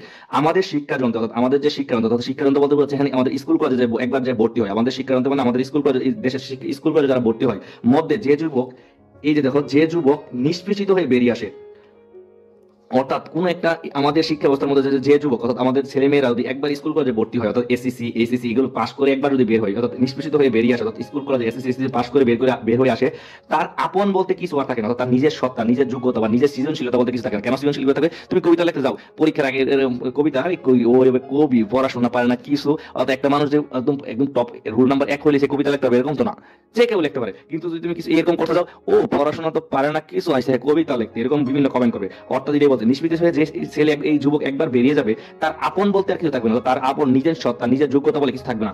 কারণ মুখস্থ করতে করতে নিজের সৃজনশীলতা তারা থাকে না। তুমি সারাদিন মুখস্থ করে এই নোট ওই নোট ওই নোট, অর্থাৎ নিজের মতো করে কিছু করার মতো সুযোগ দেবে না। যদি না তার প্রাণ অত্যন্ত করা হয়, অর্থাৎ যদি না তার প্রাণ অত্যন্ত করা হয় মানে অনেক শক্ত হয়, অর্থাৎ মোট কথা হচ্ছে তুমি একদম নিষ্পেষিত হয়ে যাবা যদি তোমার প্রাণটা অত্যন্ত কি হয় করা না করা হয়, অর্থাৎ অত্যন্ত কি হয় করা হয়। সৌভাগ্যের বিষয় এই ক্ষীণপ্রাণ জাতির মধ্যে, ক্ষীণপ্রাণ হচ্ছে অল্প প্রাণ বা অতি দুর্বলদের মধ্যে জনকতক এমন জনকতক মানে কিছু সংখ্যক, জনকতক মানে কিছু সংখ্যক এমন কঠিন প্রাণের লোক আছে, কেমন কঠিন প্রাণের লোক আছে এহেন, অর্থাৎ এই শিক্ষা পদ্ধতিতে, অর্থাৎ এহেন মানে হচ্ছে বর্তমান যে শিক্ষা পদ্ধতি, এই শিক্ষা পদ্ধতিতেও তাদের মনকে জখম করতে পারলো, তাদের মনকে করতে পারলো জখম করতে পারলো, আঘাত করতে পারলো, জখম করতে পারলো, একেবারে বধ করতে পারে না, অর্থাৎ একবারে বধ মানে পরাজিত করতে পারে না। অর্থাৎ আমাদের এই যে শিক্ষা ব্যবস্থাটা আছে, এই শিক্ষা ব্যবস্থাটা অনেক ছেলে মেয়েদেরকে একদম কি করতে পারে, জখম করতে পারে, তাদের মনকে জখম করতে পারলো, একদম পরাজিত করতে পারছে না, অর্থাৎ বধ করতে পারছে না। কেমন পারতেছে না দেখো, কেন এই কথাটা লাইনটার মানে হচ্ছে এরকম, তোমাদের হোমওয়ার্ক দিচ্ছে, সিটি পরীক্ষা দিচ্ছে ইত্যাদি বিভিন্ন প্রেসার দিয়ে দিয়ে স্টুডেন্টদের কি করতেছে, বধ করে কাবু করতে পারতে করে, এরকম বলতে স্টুডেন্টদের বধ বা কাবু করতে পারে না। কেন পারে না? কারণ তারা হচ্ছে ব্যতিক্রম। কিছু স্টুডেন্ট আছে দেখো এত চাপের মধ্যে, এত কিছুর পরে, সব স্কুল কলেজে এই পড়ো ওই পড়ো, এত চাপ, এই হাঙ্গামা, এই সব নিয়ম ওই নিয়ম, এত কিছুর পরে তারা তাদেরকে কি করতে পারে না, একবার বধ করতে পারে না, পরাজিত করতে পারে না, হত্যা করতে পারে না, তারা অর্থাৎ মনকে হত্যা করতে পারে না। তারা হচ্ছে ব্যতিক্রম, তারা এত চাপের মধ্যে নিজের সক্রিয়তা বা নিজের সৃজনশীলতা ধরে রাখতে পারে, তারা তারা শ্রেষ্ঠ গায়ক হয়, শ্রেষ্ঠ গিটারিস্ট হয়, শ্রেষ্ঠ ভালো কিছু হয়, অথবা তাই না, শুধু এরকম। অর্থাৎ তাই তারা বড় কবি, সাহিত্যিক, বিখ্যাত ব্যক্তি এখনো জন্ম নিচ্ছে। অর্থাৎ আমাদের শিক্ষা ব্যবস্থায় আমাদেরকে এত জখম করার চেষ্টা করছে এবং বধ করার চেষ্টা করলো। কিছু স্টুডেন্ট আছে এতটাই মানে তাদের সৃজনশীলতার প্রখর, অথবা তারা একদম তাদের প্রাণটা এতটাই করা, লেখকের মধ্যে প্রাণটা হচ্ছে এতটাই করা, মানে এতটাই শক্ত যে তাদের এত কষ্ট, এত চাপ, এত কিছুর পরও তারা কি করতেছে, তাদের কি হচ্ছে সফল হচ্ছে। যেমন ডক্টর মোহাম্মদ ইউনূসের মতো কি হচ্ছে যে নোবেল পাচ্ছে, এই কথাটা জাস্ট এক্সাম্পল। এরকম বাংলাদেশের সাকিবুল হাসানের মতো হচ্ছে, এই কথাটার মধ্যে মানে মানে বুঝছো, মানে এত চাপ এত কিছুর পরও তারা কি করছে, শ্রেষ্ঠ হচ্ছে, শ্রেষ্ঠ গঠন হচ্ছে, অর্থাৎ কি এই চাপের মধ্যে